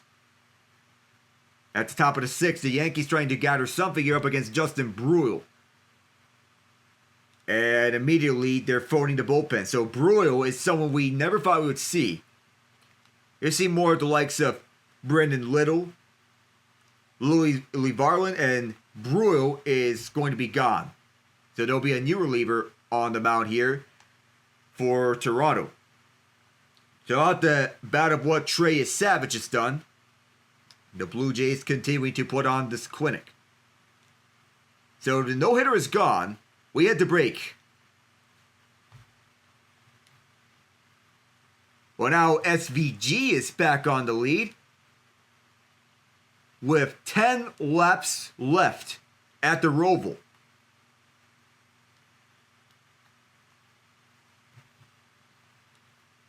So now we're just calling it as it is. If the Blue Jays keep this up, Ian, this series is going to be over quick, and it might as well be a sweep, as you predicted. Yeah, and that, you know what? I don't know what has to happen. I don't know if anything can happen after beating Boston.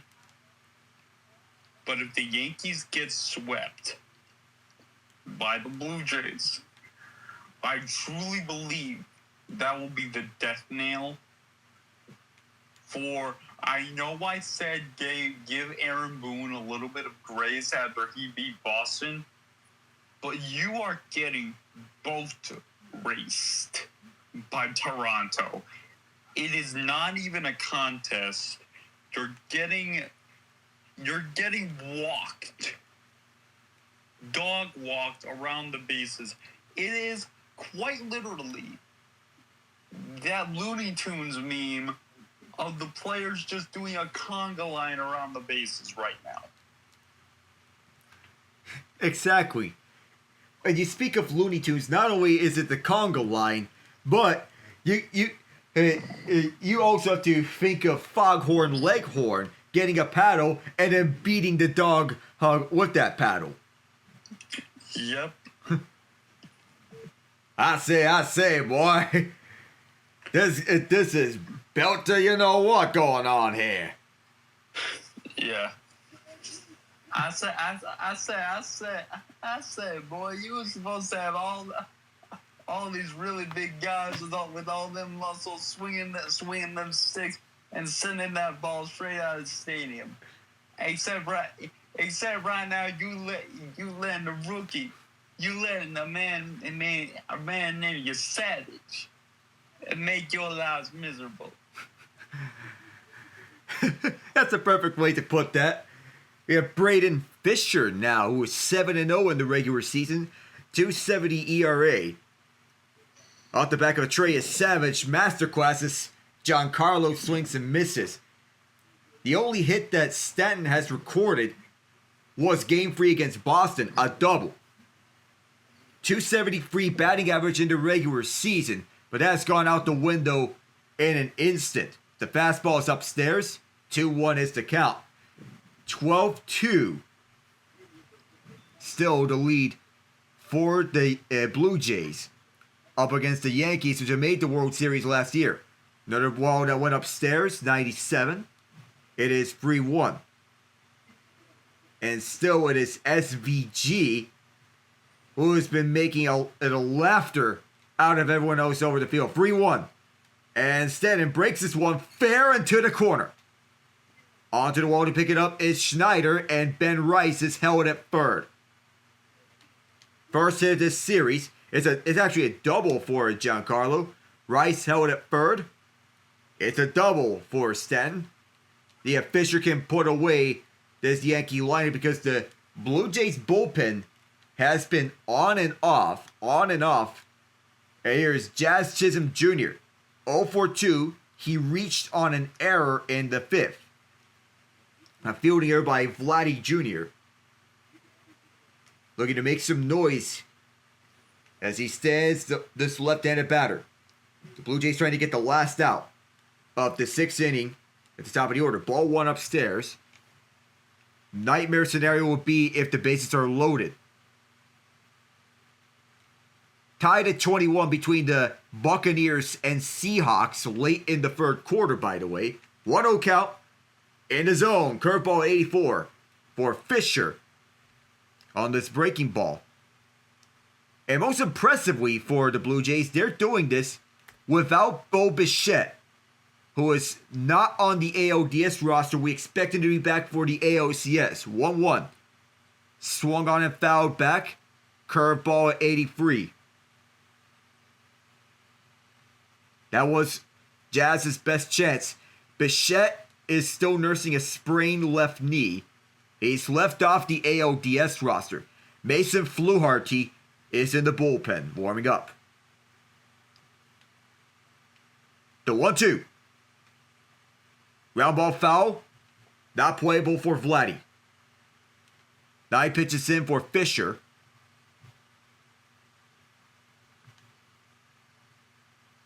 It's still a 1-2 count.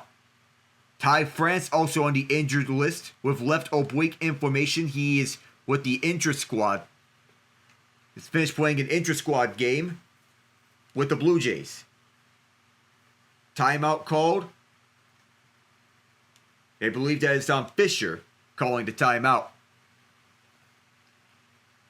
Jazz looks as Fisher looks his second and now delivers another 1-2. Got him out! Finally! This time it's a slider. Blue Jays will mitigate the damage done. It's still 12-2. But they're running all sorts of circles on the Yankees. We head to the bottom of the sixth.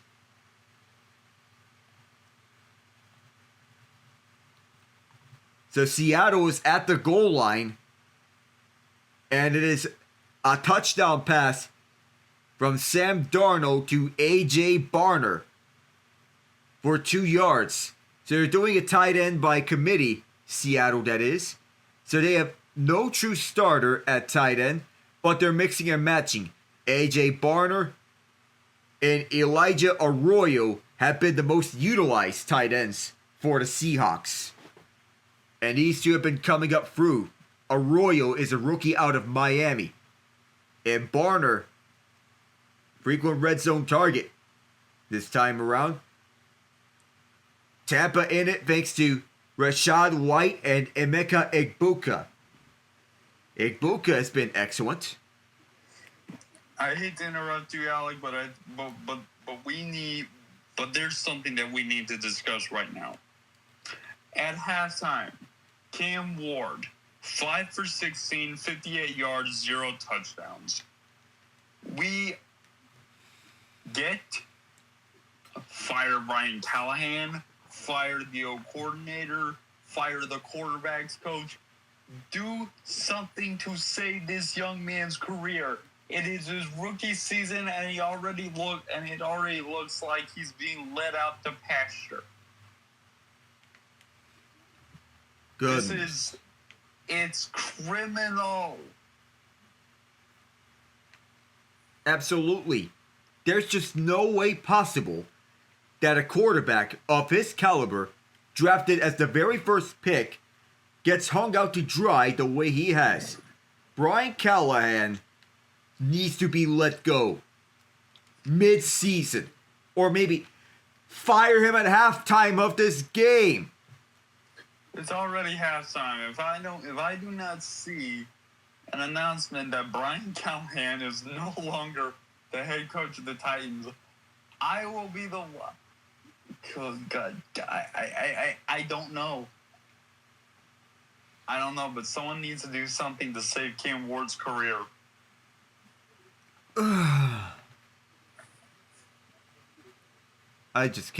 We just cannot believe this.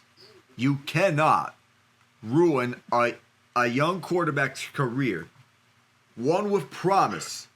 One that has a whole career ahead of him in the NFL. I cannot. To strike one on Vladdy, 3 for 3. And as we wonder that because he's 3 for 3, I wonder if the Yankees even consider intentionally walking him. They're not intentionally walking him. He's 6 for 7 this series. And if the Blue Jays go on to win this series, there's no doubt in our minds who wins this series MVP. Yeah. 2-1 the count as it's outside. He has an 18% chance to record another RBI. He has 4 on the day. He's the only Blue Jays player with 5 RBI in a Well, he can join Tony Fernandez as the second player to have 5 RBIs in a single postseason game. Fernandez being the only one in Blue Jays postseason history. There are some Blue Jays legends of years past that included the late Roy Halladay, more known for his time with the Phillies. That no-hitter in that complete game. In that perfect game. In the air to right center field. And this time it will be called for it and fielded by Trent Grisham. So for the first time in this game, Vladdy does not reach base. Alejandro Kirk, 3 of 7, 2 home runs, 3 RBIs, and 3 runs. While Vladdy is 6 for 8, 2 home runs, and 6 RBIs. And the star players on this Toronto lineup are playing like star players. Both Vladdy Jr. and Captain Kirk. And we also saw a home run from George Springer, who is the other star in this lineup. Foul to right. And Warren is approaching 50 pitches on this day. Final laps at the Roval, and it's SVG who has been putting belt to you know what on the other drivers. Kirk takes us deep to center field. Grisham effortlessly makes the catch shy of the warning tracks. 2 outs. And Will Warren still going. He is the long reliever here, so that means he will be taken out the equation for Game 3 as the projected starters for Game 3 are Shane Bieber and Carlos Rodon. So Kirk is off.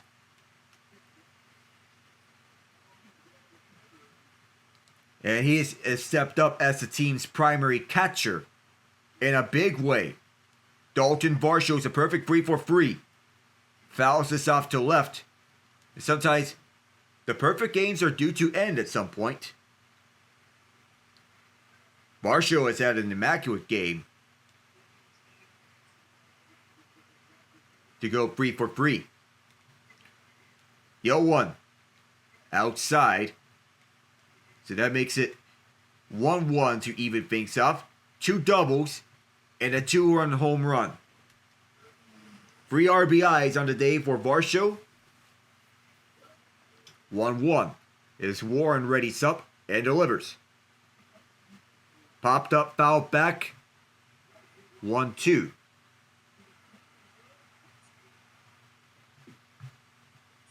And things are still going on here. It's 20-3 Detroit. The extra point's yet to be kicked. But we anticipate it's going to be 21-3 soon enough. And hooked down the right field line. And here is another home run for Captain Kirk. Well, forget about any base hits. 2 home runs in back-to-back games for Dalton Varsho. My apologies to Alejandro Kirk, as Varsho is 4 for 4. 12 total bases.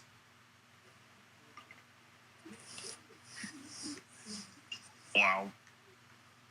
So back-to-back games, we saw a player nab 2 home runs, and that makes it 5 home runs on the day. As a strikeout, so not strikeout, it's a strike 1 for Ernie Clement. It's the 5th home run game in Blue Jays postseason history, and the 2nd of this series following Kirk yesterday. Clement fouls this back on a sweeper, but this Blue Jays lineup is something else, Ian. Yeah, hang on a second. I'm gonna do a little bit of research while you call it here. I need to look at something. It is 13-2 Blue Jays. And here is a line drive past Rice. Another base runner on board for Toronto.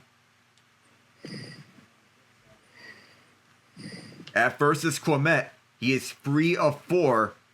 And what a game it's been. What a day to be a Blue Jays fan. Yeah.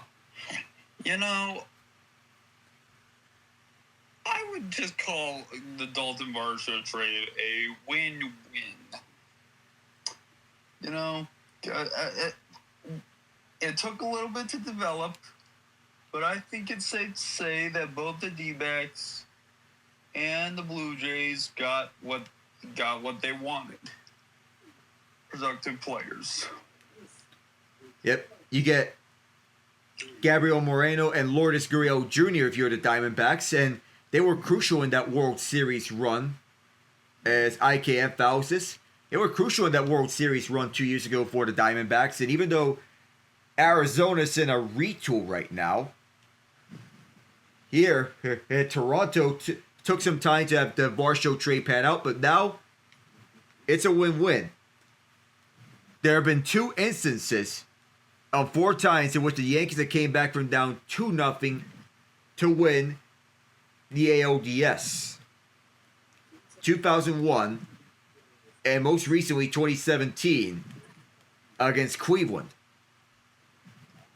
And yes, that was the famous Lindor a swing at a drive call from Matt Vasgersian. Fouled right, IKF staying on board for another 1-2. So Tuesday will be game 3 of this ALDS, followed by game 4 on Wednesday. Friday, if necessary, will be game 5 at this current rate. Game 4 also, if necessary.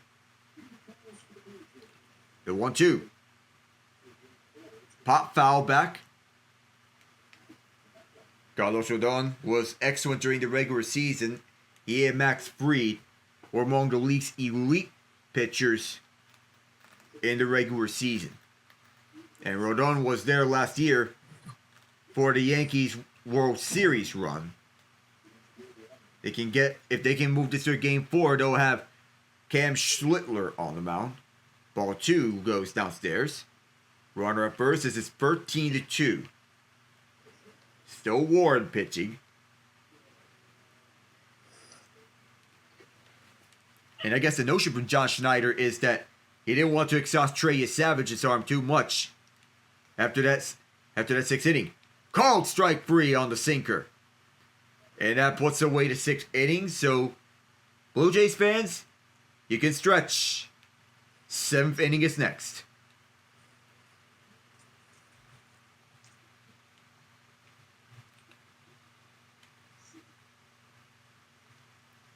But we do know about injuries, and Bo Bichette is not on the ALDS roster for the Jays. The other notable name that is not on the roster outside Scherzer is Chris Bassett, who is healing from lower back inflammation. He's on the 15-day injured list.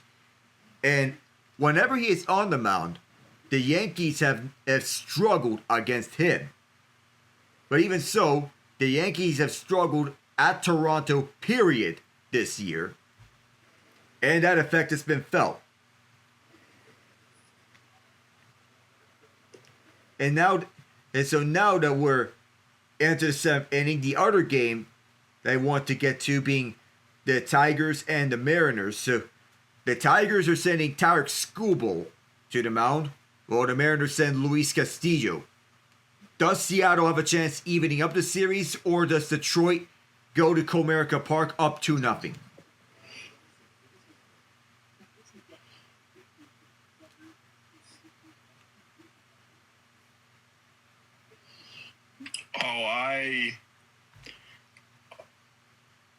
Let's see. If Seattle doesn't take tonight's game, look, I know don't count your chickens before they hatch, but I don't see Seattle having the horses to win 3 straight games.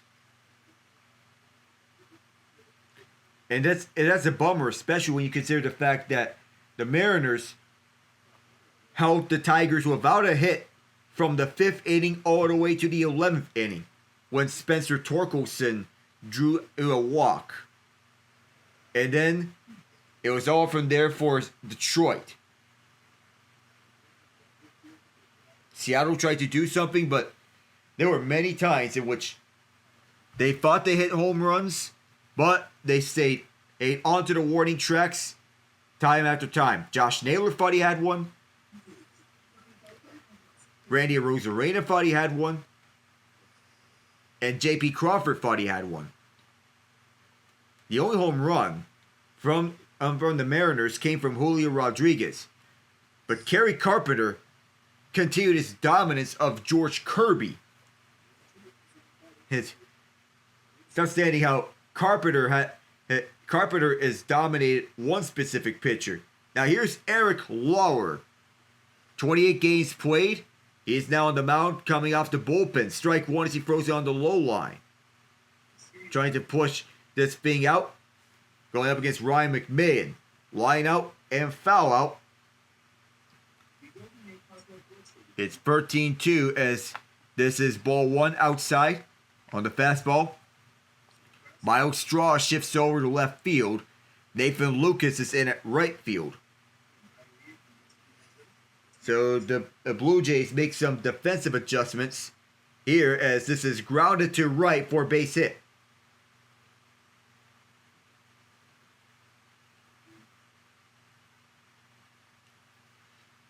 So we are perking our interest onwards for how the rest of this division series fares. Tomorrow it'll be Phillies Dodgers and Cubs Brewers. The Tigers have their lineup set. So do the Mariners. So I'll be reading those off once we get to a commercial break. It's here's Volpe. Strike 1 on the curveball. You know what I love about the Brewers? They remind me so much of the 2015 Royals, where they don't rely on home runs to get them their runs.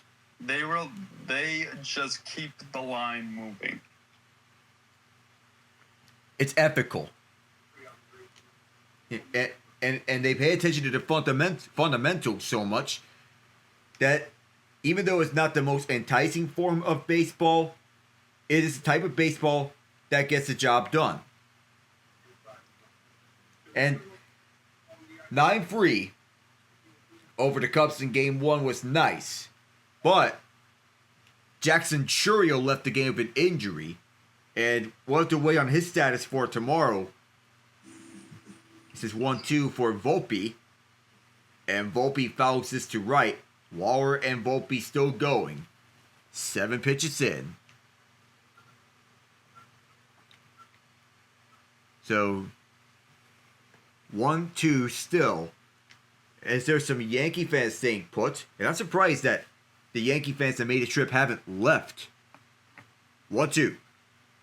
In there! Bottom side, and there's a strikeout from Lauer, his first. So 13-2. So Chourio's injury is going to be something to look at, because if he's going to be out for tomorrow's game, all right, not worst case scenario. But if he's out longer term, then the concern starts to rise for the Brewers.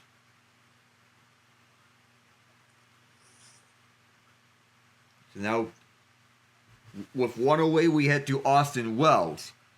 And yesterday, another one of those notable games included, as you can have strike one.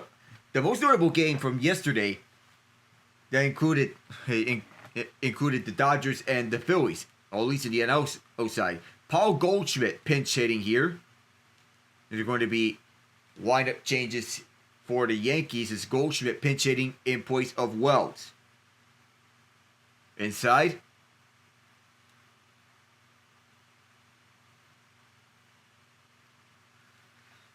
So now Goldschmidt, who is usually the platoon partner for Ben Rice, he's taking the place of Wells. I don't know if Goldschmidt has one last right in him, as it's 1-1. Downstairs, 2-1. And the pitching has been chaotic all around, to say the least. 2-1. As is the count with Goldschmidt going. Top of the 7th. Double play is in play. It's a line drive to right. There's another base hit. McMahon is held at second. Runners at first and second with 1 out.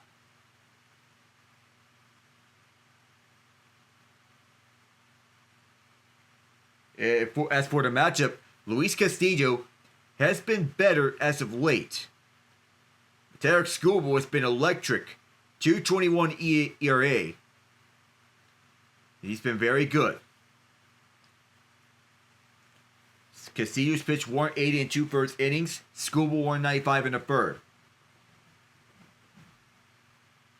First pitch for Grisham is outside.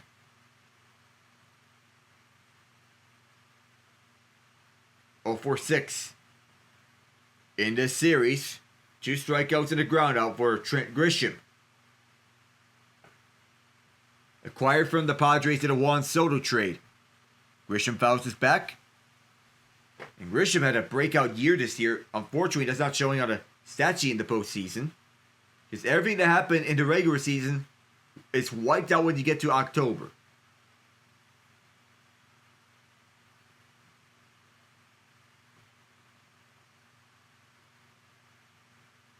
Strikeouts for the Blue Jays in this game as Grisham fouls this to make it a 1-2 count. And what do you know? Another Lions touchdown. And guess what the lead is now?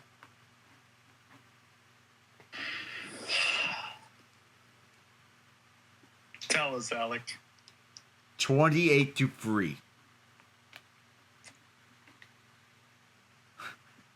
Yeah, well, you know what? The Bungles aren't coming back from that. So, next. Oh. Bases loaded. And another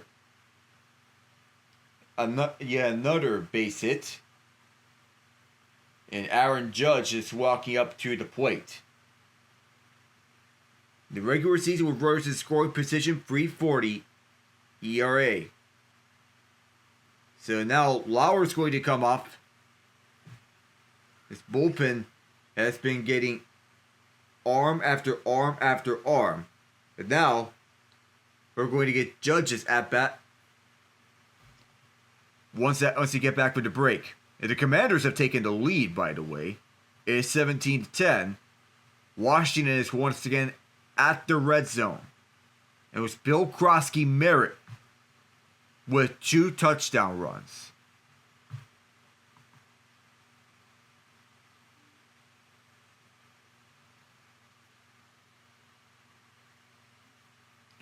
Whew. It's 28-3.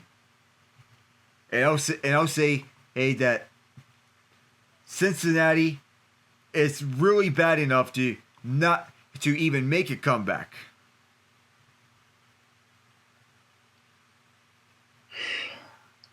Like we said, Cincinnati's dead. Yep.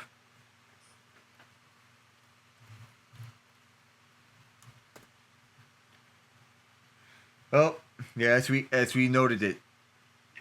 Another blowout being the Colts and Raiders, with the Colts spanking the Raiders 40-6. Man, the Raider.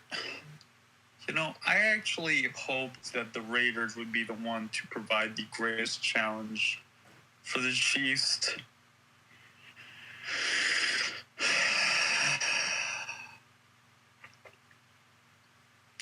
I was wrong.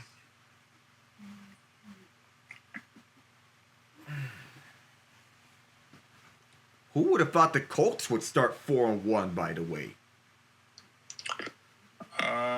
No one, probably. Especially not Daniel Jones. Jonathan Taylor ran for 3 touchdowns. And Daniel Jones passed for 2 more. It's been more of a ground game style for the Colts. And if you're the Raiders, you're like, how in the world did we waste Ashton Genty's breakout game? Because you're the Raiders.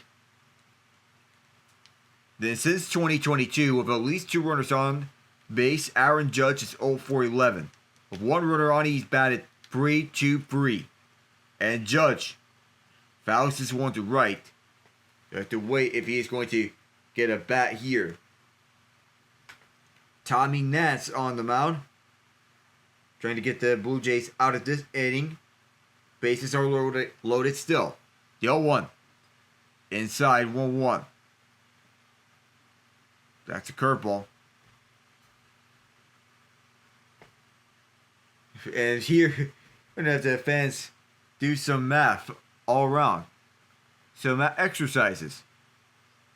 1-1. Pops this one up to center field, stepping up, and is down. And that's going to be a base hit.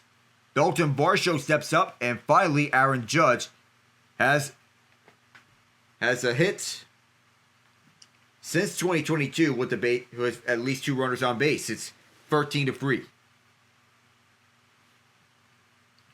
Top of the 7th inning, and baseball has ways to tease players. The Yankees did not have a hit through 5 1/3 innings, and now they have woken up outside, and that's at a curveball there. Regular season with runners in scoring position, 348 with 70 RBI. They had a 2-run home run in the 6th. Top of the 7th inning, bases loaded still. Big swing and a miss on the curveball. 13-3, and you may be wondering how long the series is going to fare. The primetime game tonight is the Bills and the Dolphins, but also in primetime are the Mariners and the Tigers.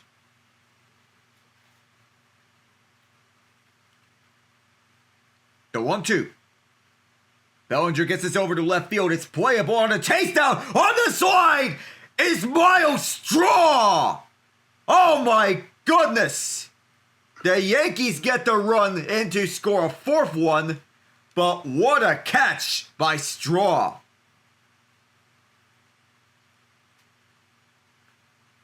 Of course, you think of chase downs, that's another one.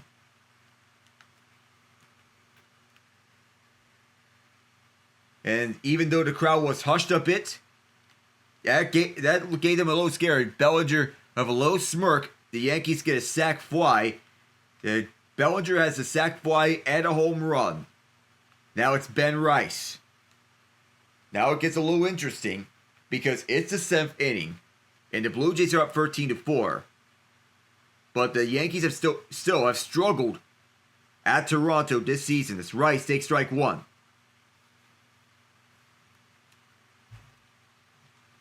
Paul Goldschmidt is over at the dugout. In the meantime, he pitched it at catcher for the catcher Austin Wells. Bryce is still in as the first baseman, as his outside right on the curveball.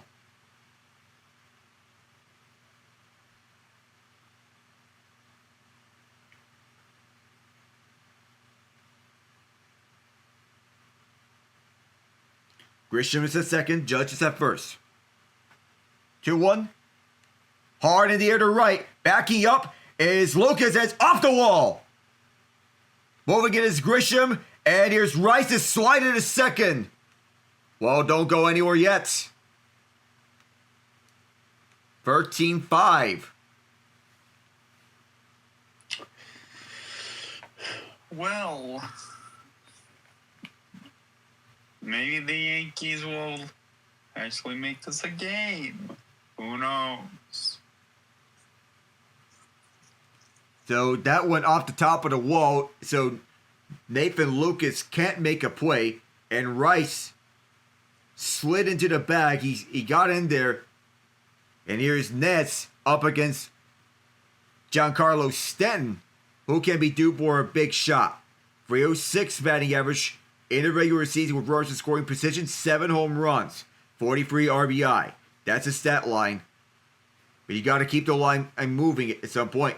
2 balls and no strikes. So it's been quiet here as Mason Fluharty is warming up again. 2-0 count. The pitch. And Stanton fouls this one on a curveball, 86 miles an hour. So now it's a little interesting because he's a 13-5 lead. It was a 12-0 lead. 2-1. Top 7th. 2 outs. The pitch. Another foul ball. It turns out that Giancarlo likes to swing at everything for what he's seeing. So fans now get to their feet. 2 balls and 2 strikes. Here at Rogers Center. What's once known as the Sky Dome. Naz has pitched 14 times. Here's his 15th. To left field, and there are more runs going to be scored here. And it's 6 and 7 now. The Yankees have cut it to 6 on a Giancarlo base hit. So don't go anywhere.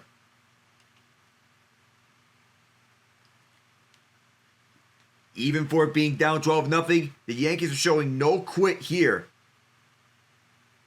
If they're wanting to make a statement, this could be. Now it's 4 pitching changes for the Blue Jays. As Stanton is going to exit out, there'll be a pinch runner. Mason Fluharty comes in. And now the Yankees, they may have a chance to mount an impossible comeback. Jazz Chisholm Jr. up to bat. We'll be right back.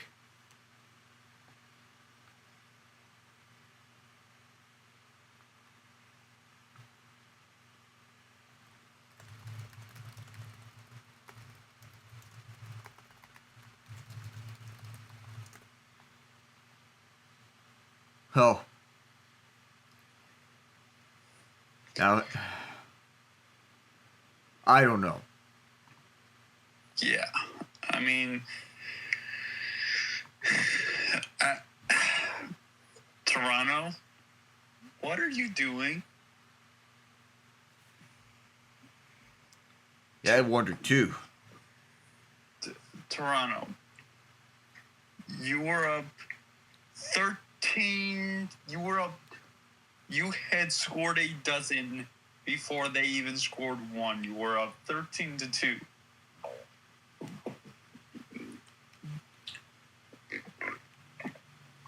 When I said you could put in your garbage guys, I did not mean that they could pitch like garbage to the Yankees hitters.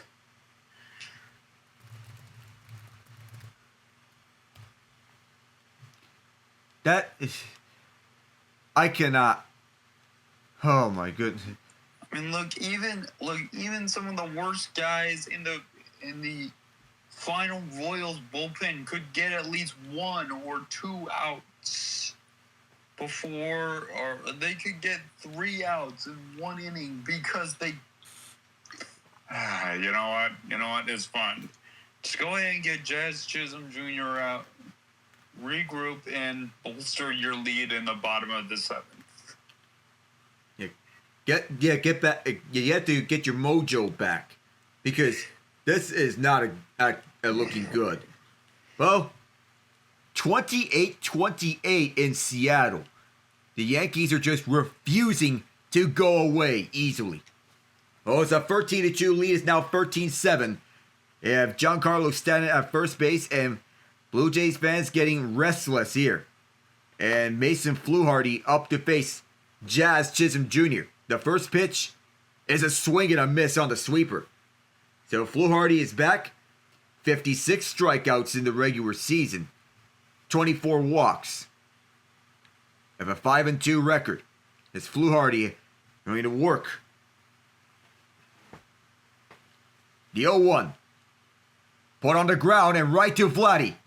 And finally, the top of the 7th comes to an end. It was just fair. Finally, the top of the 7th comes to an end. So now we go to the bottom of the 7th. Damage done. But what you noted, Ian, is that what the Blue Jays have to do is expand on their lead and ensure the Yankees have no more chances.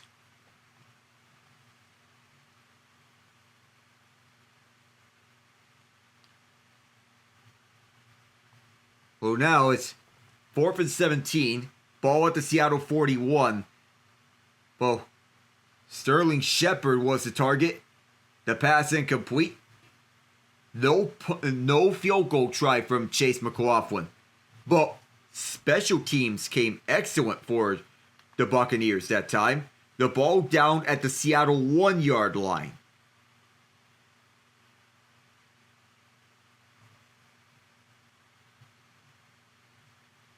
So I'll read you the lineups for the Seattle versus Detroit matchup. So the Tigers lineup goes like this. To lead off, second base, Gleyber Torres. Right field, Kerry Carpenter. Left field, Riley Green. First base, Spencer Torkelson.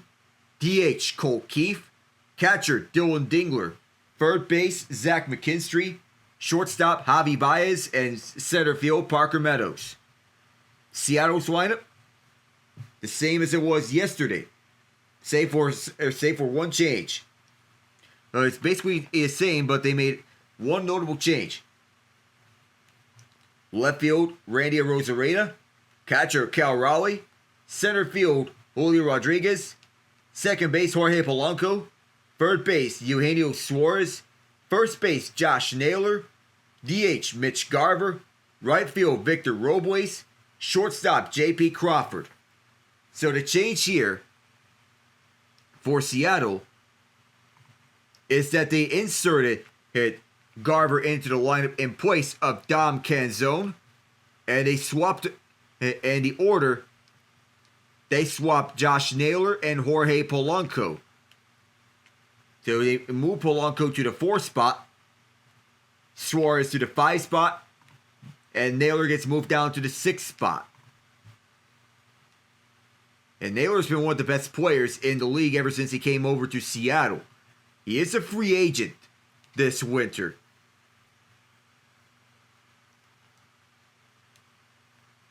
And you want to know a depressing stat? Jamar Chase is one of the leading tacklers on the Bengals. All 3 tackles have been on Jake Browning interceptions. And the first pitch is top right corner for Will Warren. Paul Goldschmidt now at first base. Ben Rice is the new catcher. So he catches for the first time as Jimenez line foul to left, so it's 0-2 to him. So the decisions are made by the score of the game and how the momentum impacts it.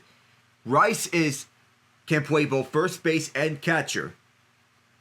The other catcher on this roster is J.C. Escara. And Jimenez, to deep right field, that doesn't move Judge a lot. 1 away. Now here's Miles Straw, who had that outstanding catch on the slide in that 7th inning. If the Yankees tried to mount this comeback attempt, gave the Blue Jays a scare.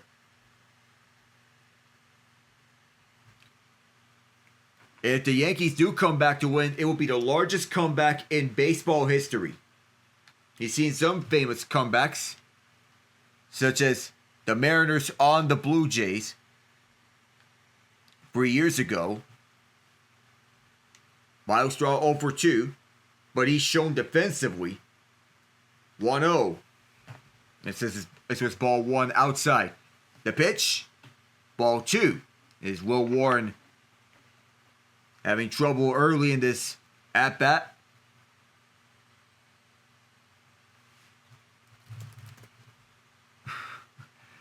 It's 13-7 as Straw at the plate. 2-0. Oh, he fouled that one off of Rice. And he has to be looked at now because that one hit him. That's the second time. That's the second time that there's a foul ball off of the catcher. Happened to Austin Wells, and now happened to Ben Rice.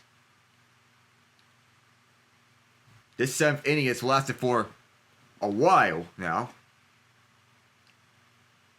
Is Warren pitching to Straw. 2-1. Straw pops it up, and it's not playable. Evens up the count at 2-2. 70 pitches deep for Will Warren. So we're leaving it Max Fried. And the Yankees' backs are against the wall, clearly. They'll be at home for game 3. They have time to adjust. The 2-2. Straw fouls again. This plate appearance is still going here on this foul ball. So here, with 1 out, the Blue Jays trying to hold on to their 13-7 lead, which was previously 12-0. The 2-2. Taps it up for the middle as Jazz grabs it and puts him away. 2 outs. It was all Blue Jays early, where they got most of the damage in the 2nd through 5th innings, especially that 4th inning with Vladimir Guerrero Jr. with the grand slam and Dalton Varsho with the first of 2 home runs. The 7th inning being the Yankees' bread and butter, but the bullpen issues resurfacing for the Blue Jays. First pitch, it's a fly ball over to deep left field, and there is another, or no, as George Springer has another hit. This one off the top of the wall, not deep enough for a home run. It's a double for Springer, and he's at 2nd base. Springer had a home run. He walked. He doubled. And now he's getting Nathan Lucas up, pinch hitting for Davis Schneider. 12 home runs in the regular season, 730 OPS. What a year it's been for Lucas since he fouls the first pitch. And warming up at the bullpen, Louis Varland. We didn't know if he was going to be pitching in this series or not, but here he is. One of the deadline acquisition for Minnesota for Toronto, the other being the injured Ty France. As Will Warren approaches his 75th pitch, and that's another foul ball. That puts the Jays to their last strike of this inning. And George Springer, that double and home run, still pushing the pace. As Warren still going here, 75 pitches into his outing. This goes off of Rice, and Springer is going to try for third. No throw!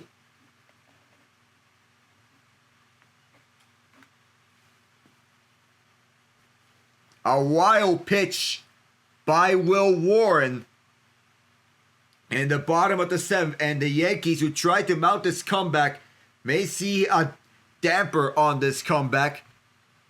With Springer in position to score now, he is closer. The Seahawks go up 35-28, by the way, in that back and forth affair at Seattle.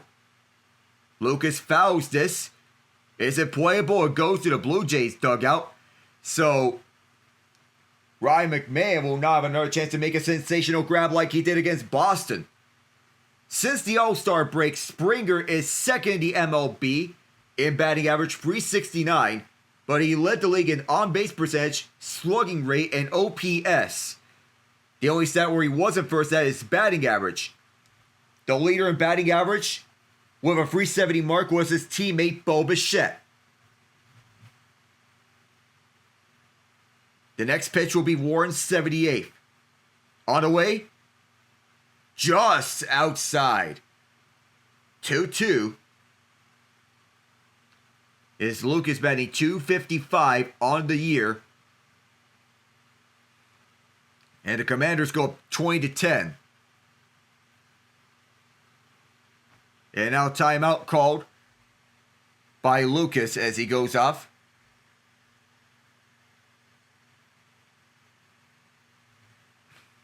And here, it will be amazing if Toronto can get another one. It's Lucas. Pops it up over to left field. Right there to make the catch. It's Cody Bellinger. And now the Blue Jays bullpen goes back to work where they're going up against McMahon, Volpe, and Goldschmidt. We'll return for the 8th.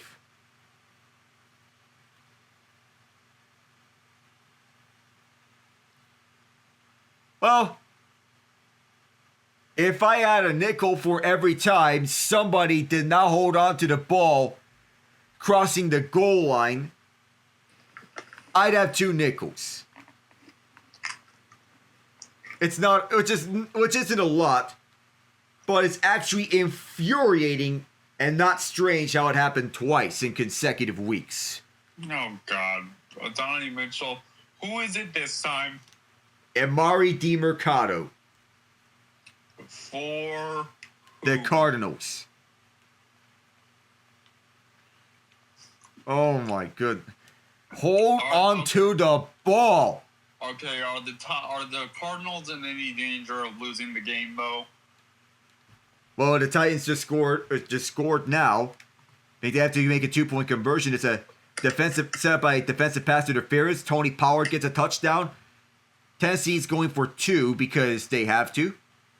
Either that or they're going to kick an extra point and save the 2-point conversion for later. But if they want to go for 2, then they'll have to do so here. No. Wide right.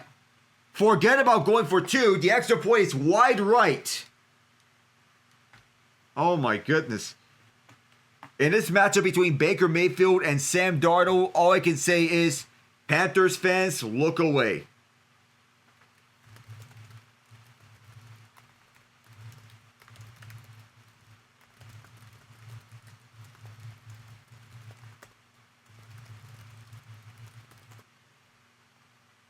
Goodness.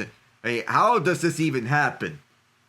In consecutive weeks, a 70-yard touchdown, and you can't even hold on to the ball like that. They teach you ball security on every level.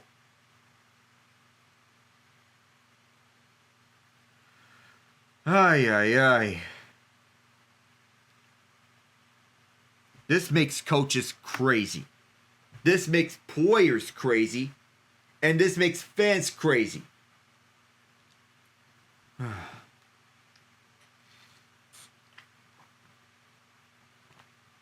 Now it's Louis Varland, 77 in blue, coming onto the mound. He pitched yesterday, and he was solid. 2.97 ERA, 74 games combined between Minnesota and Toronto. Took him a while to get accustomed to in Toronto, but it looks like he's found his footing. 98 on a sinker on his first pitch to Ryan McMahon. 20 home runs in the regular season. And he's the defensive centerpiece for the Yankees. McMahon gets a bunt, and Varland gets it in time to knock him out. One away. That was not an easy play for Varland to make. He had to rush to the ball quickly, so it was bunted back to him. Yesavage had 11 strikeouts in 5 1/3 innings. The bullpen has gave up 10 hits and 7 runs, and only struck out 2 batters in 2 innings pitched. As Varland fires it outside on the slider. And you might want to imagine if John Schneider is regretting going to the bullpen early if he's not letting Yesavage go longer. The 1-0, swing and a miss. That time, Varland went with a knuckle curve. So, given the quality of the bullpen, I feel Schneider may be second-guessing. It may have second-guessed his options. Volpe didn't go. But I think, looking back at it now, I felt that he could have Yesavage go on a longer leash than just 5 1/3 innings. Because playing him just 5 1/3 innings was too safe this time around. 2-1. Ground ball foul back. And if you're Anthony Volpe, you want to put a ball in play here. And he has to be the one that has to get the energy going for the Yankees here in the 8th inning. So has to instill some confidence. Not just in the 7th inning, but carry this over to the 8th. 2-2. Triple digits, but outside on the fastball. Full count now with 1 out. The Yankees did get out of a bases loaded situation yesterday against Giancarlo Stanton. Not a Noble Tiger. Payoff. Back to Varland. And he'll make the easy toss to Vladdy.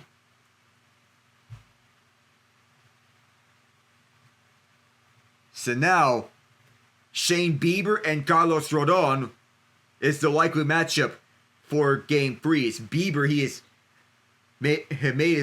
made a remarkable comeback from Tommy John surgery. And a small sample size in which he has played, he's been terrific. Trey Yesavage has been a revelation for Toronto, and he's been terrific.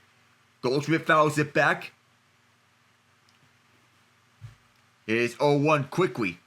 He had a base hit in the 7th inning. You want to give your team a chance here. And the Yankees want to continue with this momentum. The 0-1. Goldschmidt grounds this over to third. Toss all the way to first is right there. Down to the bottom of the 8th, Ernie Clement puts away the Yankees this time around and makes sure no damage is done this time. So, Ian, is John Schneider regretting in going to the bullpen early? Yeah, I'd say so. You shouldn't look. You only go to the bullpen. We saw what Aaron Boone did with Cam Schlittler. He trusted him past 100 pitches because he was dealing. Schneider should have gone ahead and stuck with Yesavage. Coulda, shoulda, woulda. Because it would have been for a more legendary performance from him if Schneider continued rolling with Yesavage instead of pulling him after 5 1/3 inning, 5 innings and 1/3. That was a mistake that almost blew this game, though the damage was already done in the earlier innings. However, that was a mistake pulling Yesavage early. We saw what Aaron Boone did with Cam Schlittler. You have to stick with your guy and have him go onwards. Pulling up after 78 pitches, that's overmanagement.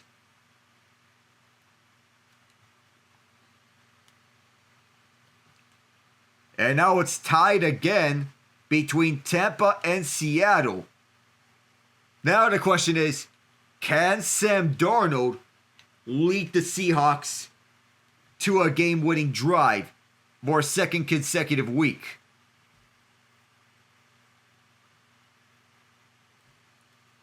So Derek Young returned his 20 yards to the 23-yard line. This fourth quarter has been exciting, and it's been fun to watch. A.J. Barner, Torrey Horton, and then the aforementioned Sterling Shepard, the touchdowns in this fourth quarter. So Barner has got 2 here. Horton has stepped up with DK Metcalf departing. Cooper Kupp, the big name free agent in the additions. Well, he cut his beard, or he shaved his beard. And he's switching over to the flow, and now he's been excellent.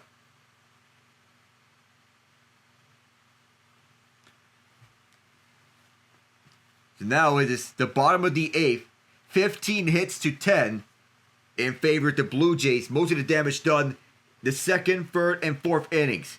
And Vladdy Jr. is back. And Will Warren is still pitching. Fit it onto the bottom left corner. Vladdy has hit 6 for 8 in this series. We'll see if the Yankees intentionally walk him. No sign yet from Warren. 0-1.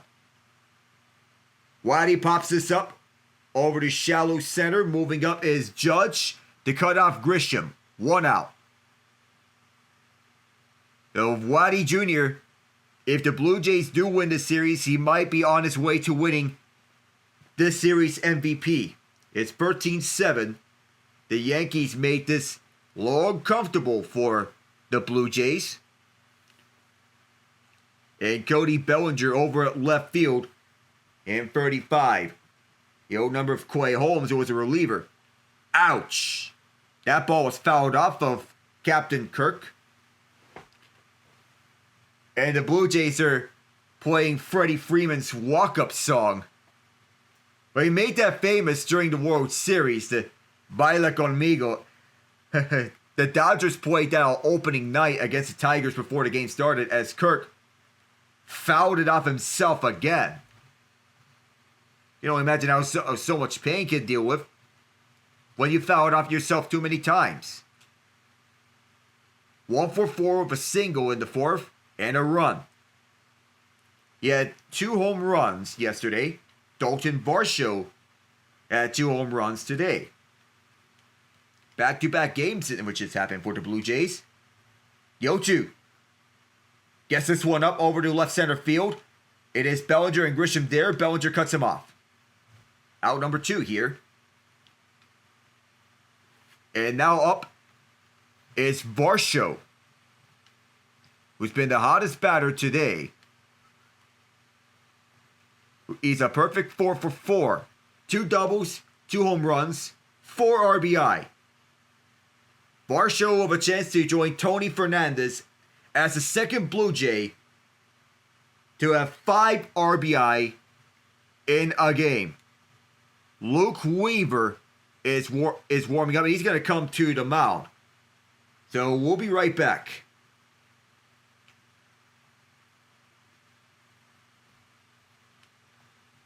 So we're keeping an eye on the Buccaneers-Seahawks game, and the Buccaneers have it.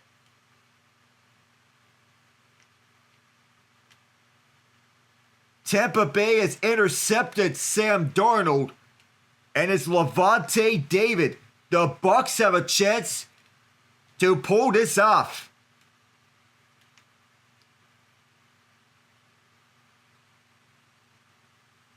My goodness. In Seattle.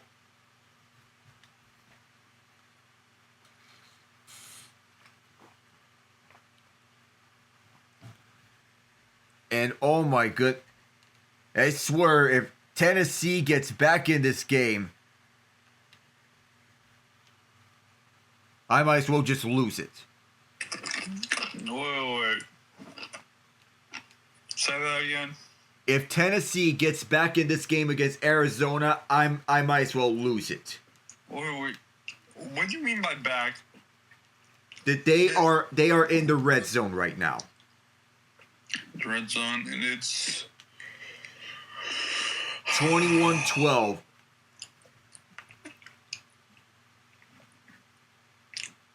Titans, please, for the love of all that is holy, please get this young man his first win. DeMercado, hold on to the ball. Yeah, I would love for Cam Ward to get his first win. But but if the Titans do beat the Cardinals, you know exactly who I'm blaming it on. Oh yeah.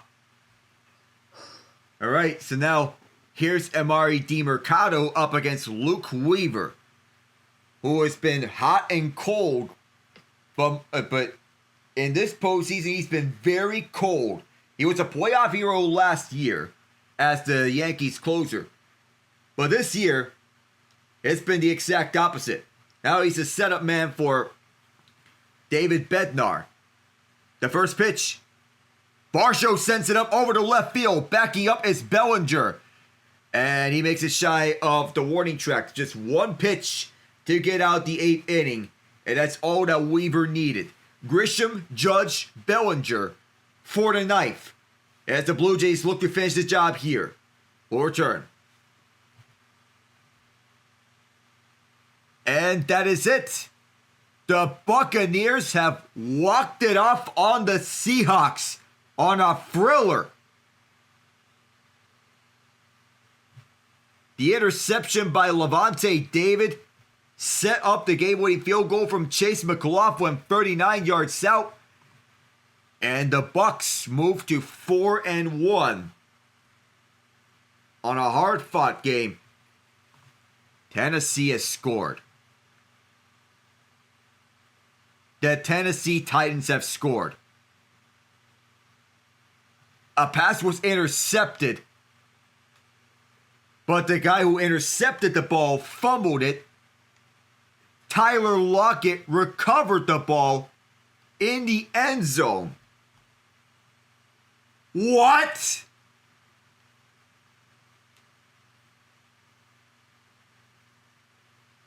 What?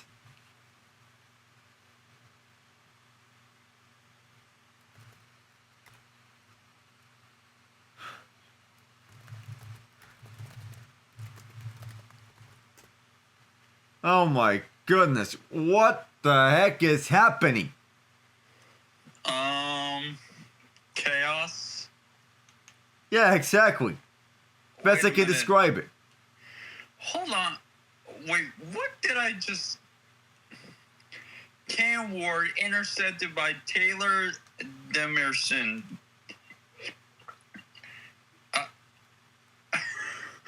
So, they intercepted it, and then they fumbled it, and the Titans went in for a... Glick, glick, glick, glick, glick, glick, glick, glick, glick. Glick, glick, glick, glick, glick, glick. Just... Apparently the script writer got a hold of some of that good old Tennessee whiskey, because good God. Oh, there's no explanation for this. Except, you know what I said about holding onto the ball? You gotta hold onto the ball there. Whoever intercepted that. So, we've got 2 candidates for lolcow of the week on the Cardinals this week. I mean, it might not just be DeMercado. It might be the whole team if they blow this game in spectacular fashion. All right. Back here, and it's Sir Anthony Dominguez, who they acquired from Baltimore. throwing a first pitch strike to Trent Grisham. Fastball 98. So Sir Anthony Dominguez, who they acquired from Baltimore, it's the second time in as many years that he was traded. He went from Philadelphia to Baltimore and then from Baltimore to Toronto. Grisham gets this one past the foul pole. 0-2.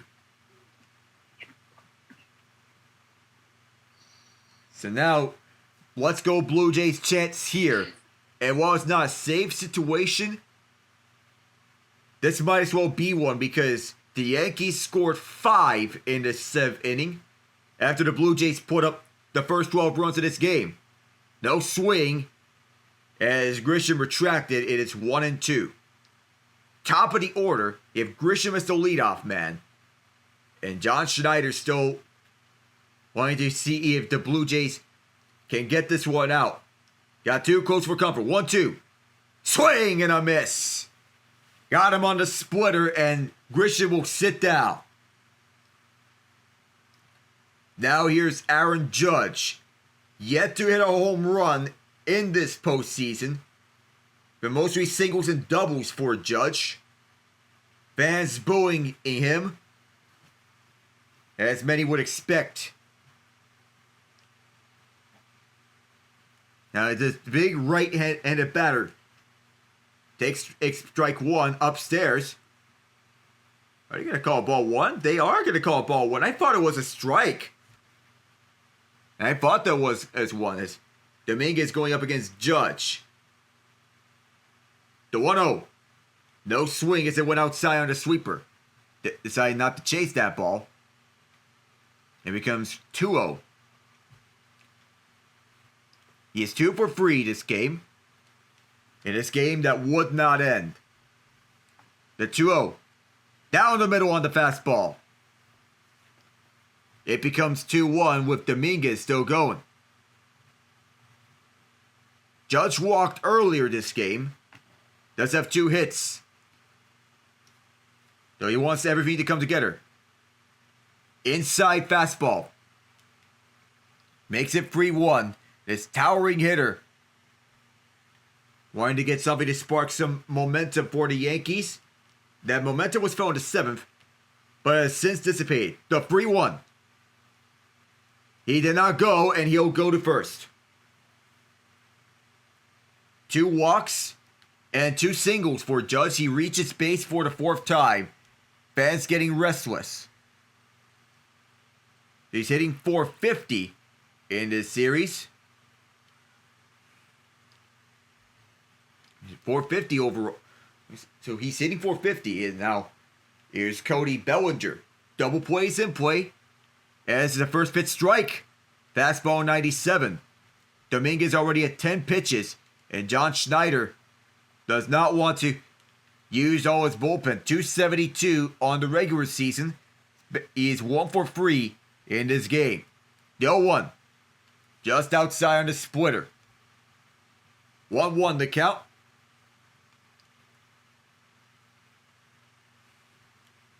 The AL East came down to a tie. And here's a 1-1. It's just way outside the fastball. Came down to a tie, but the Blue Jays held tiebreaker over the Yankees on the regular season series. 2-1 count on Bellinger. Sir Anthony Dominguez trying to end the bullpen woes. 13-7 after it was 12-0. The 2-1. Foul back. Evens it up at 2. Best case scenario for Toronto is double play to end the inning. Fans getting up. Waving their towels here. At the Rogers Center. Night has fallen over a T-dot. The 2-2. A little downstairs that makes it a full count. Still it's too close for comfort. And if Bellinger is out, that means that Ben Rice is the last hope for the Yankees. The payoff on the ground. This is playable. No double play. Bellinger's out at first. Judge moves to second. Bellinger retires, and now Rice is the last hope. 15 pitches in for Dominguez. They did not have to use Jeff Hoffman. So Rice is 2 for 4 with an RBI and a run. He has a single and a double. Rice wants to get something up before the series heads back to the Bronx. Splitter is outside at 86. Quick update. 4th and 7, 2-minute warning, and it looks like the Cardinals are going to punt. Oh my goodness. 1-0. Called strike one on a splitter. And it is a 4th and 7, so it would be unfathomable if the Titans get their first win of the year up against the Cardinals.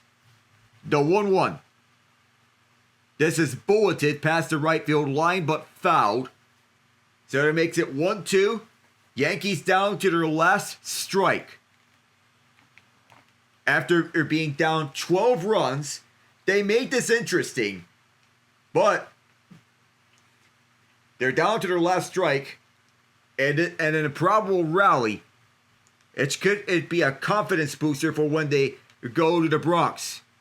That pitch is way off. It's upstairs 97. The Yankees have Carlos Rodon in Game 3, Cam Schlittler in Game 4. Toronto have Shane Bieber Game 3. Then we'll see what happens in Game 4. The 2-2. A bouncer that's fouled to right. And remember, no Max Scherzer for the Blue Jays in this series. Josh Schneider said he didn't like the matchup. See how the Blue Jays fare at the Bronx. Because it feels like the Yankees, because these two teams are better off at their home venues. The Blue Jays want the best at home. Another 2-2. Ball free. It's a full count. It's a splitter that went just outside. And the first strike goes perfect. If Rice reaches, Giancarlo Stanton is the next man up. Sir Anthony Dominguez has pitched 21 times. The payoff. Ball 4. And now Giancarlo is up. Well, we'll see what happens. But honestly, I'm calling a strikeout on a slider here. Because it's Stanton. He does like to swing at it. Because he wants to go for the long ball. Stanton fouls to left. It's a sinker at 97. For Sir Anthony Dominguez, who is still going. We expect Jeff Hoffman to be available for Game 3. The bullpen, most of the bullpen has been used in this game because of Josh Schneider's decision to pull Trey Yesavage early. Swing and a miss. Dominguez went on with the sweeper, and it was outside. And Giancarlo, down to his last strike, runners at first and second, Judge and Rice. This will be the 25th pitch for Dominguez. The 0-2. Called strike 3. He swung at it and missed it. And the Blue Jays survive and go up 2-0 in the ALDS. So was I right? Strikeout on the slider? So, for here, so as we look at the live play-by-play, Giancarlo struck out swinging.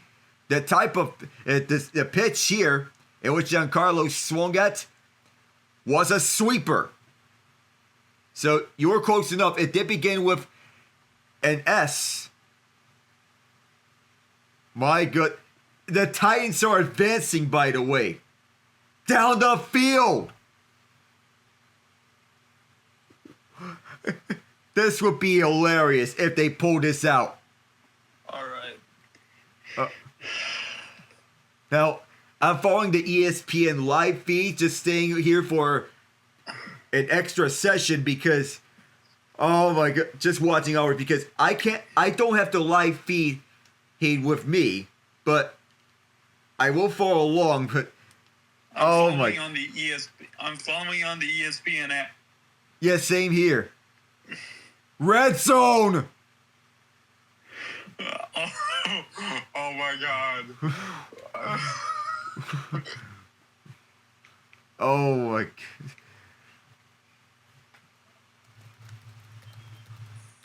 Oh man.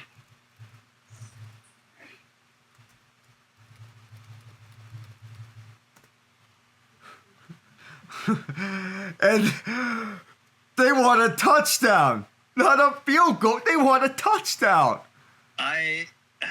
Hopefully, you know what? Screw it.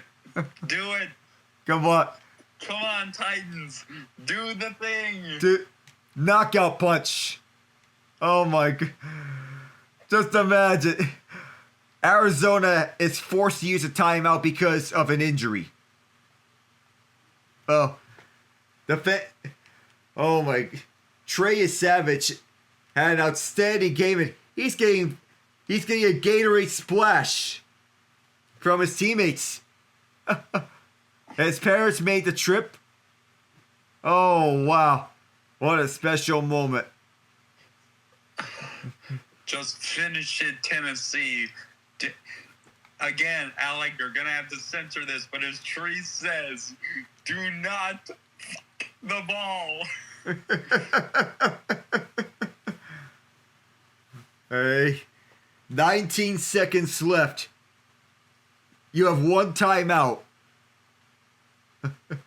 Arizona. Oh, what? Kneeling. Okay, he's going to make it easier for Joey Sly, I think. So they're going to... Yeah. And all Arizona can do is just use 2 timeouts. 16 seconds. Oh. Some guys are playing... The Mariners are playing pool in the meantime while they're warming up for their game. But staying put here for the extra session, it's the final score in Toronto, 13-7 Blue Jays. It's a little close for comfort, but oh my goodness.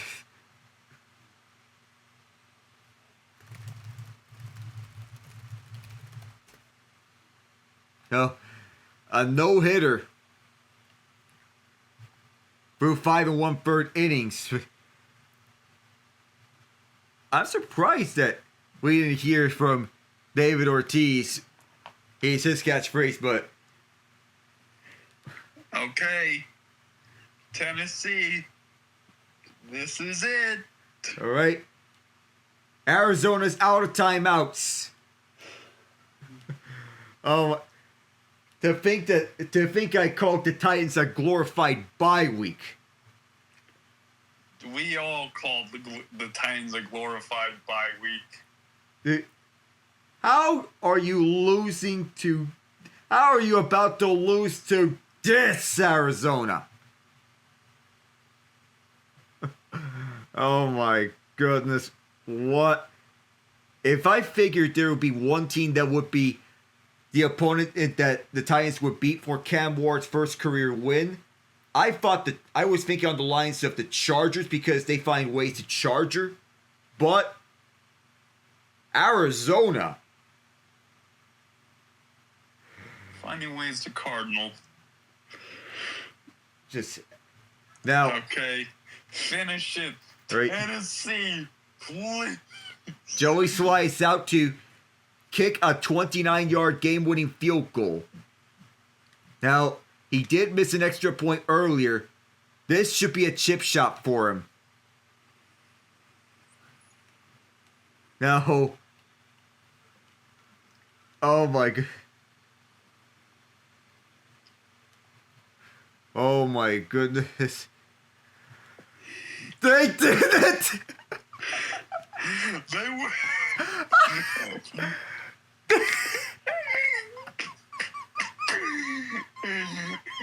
Arizona Cardinals, you are now the low cow of the week. Oh my. You are low cow of the week now. There is no excuse. Oh. Not only do you fumble out the back of the end zone, not only that, you intercept the ball, you fumble You fumble said interception and have it recovered in the end zone for a touchdown. And then, with just a little over 2.5 minutes remaining, you go 3 and out and proceed to give the Tennessee Titans life. Cam Ward has his first win after having an was starting to look like an absolutely horrid day. He ends it with 21-13, or 21 of 39, 265, and 1 interception. One interception that was fumbled and recovered for a touchdown. So, should we just go ahead and change that designation? Oh my. Glorified bye week? Nope. Well, not anymore, they're not. Well, Cam Ward gets his first career win, but both teams lose because the Titans have to endure another week of Brian Callahan. Yikes. Oh my goodness. And this caps off a chaotic day of sports. Huh? You have anything else before we wrap it up? No, thanks, man. I'll let you do that one. But it's been great talking with you. Well, good talking to you, Ian. Well, that's all for tonight. Alongside Ian Genge, Alec Nava. Have a good night, everyone.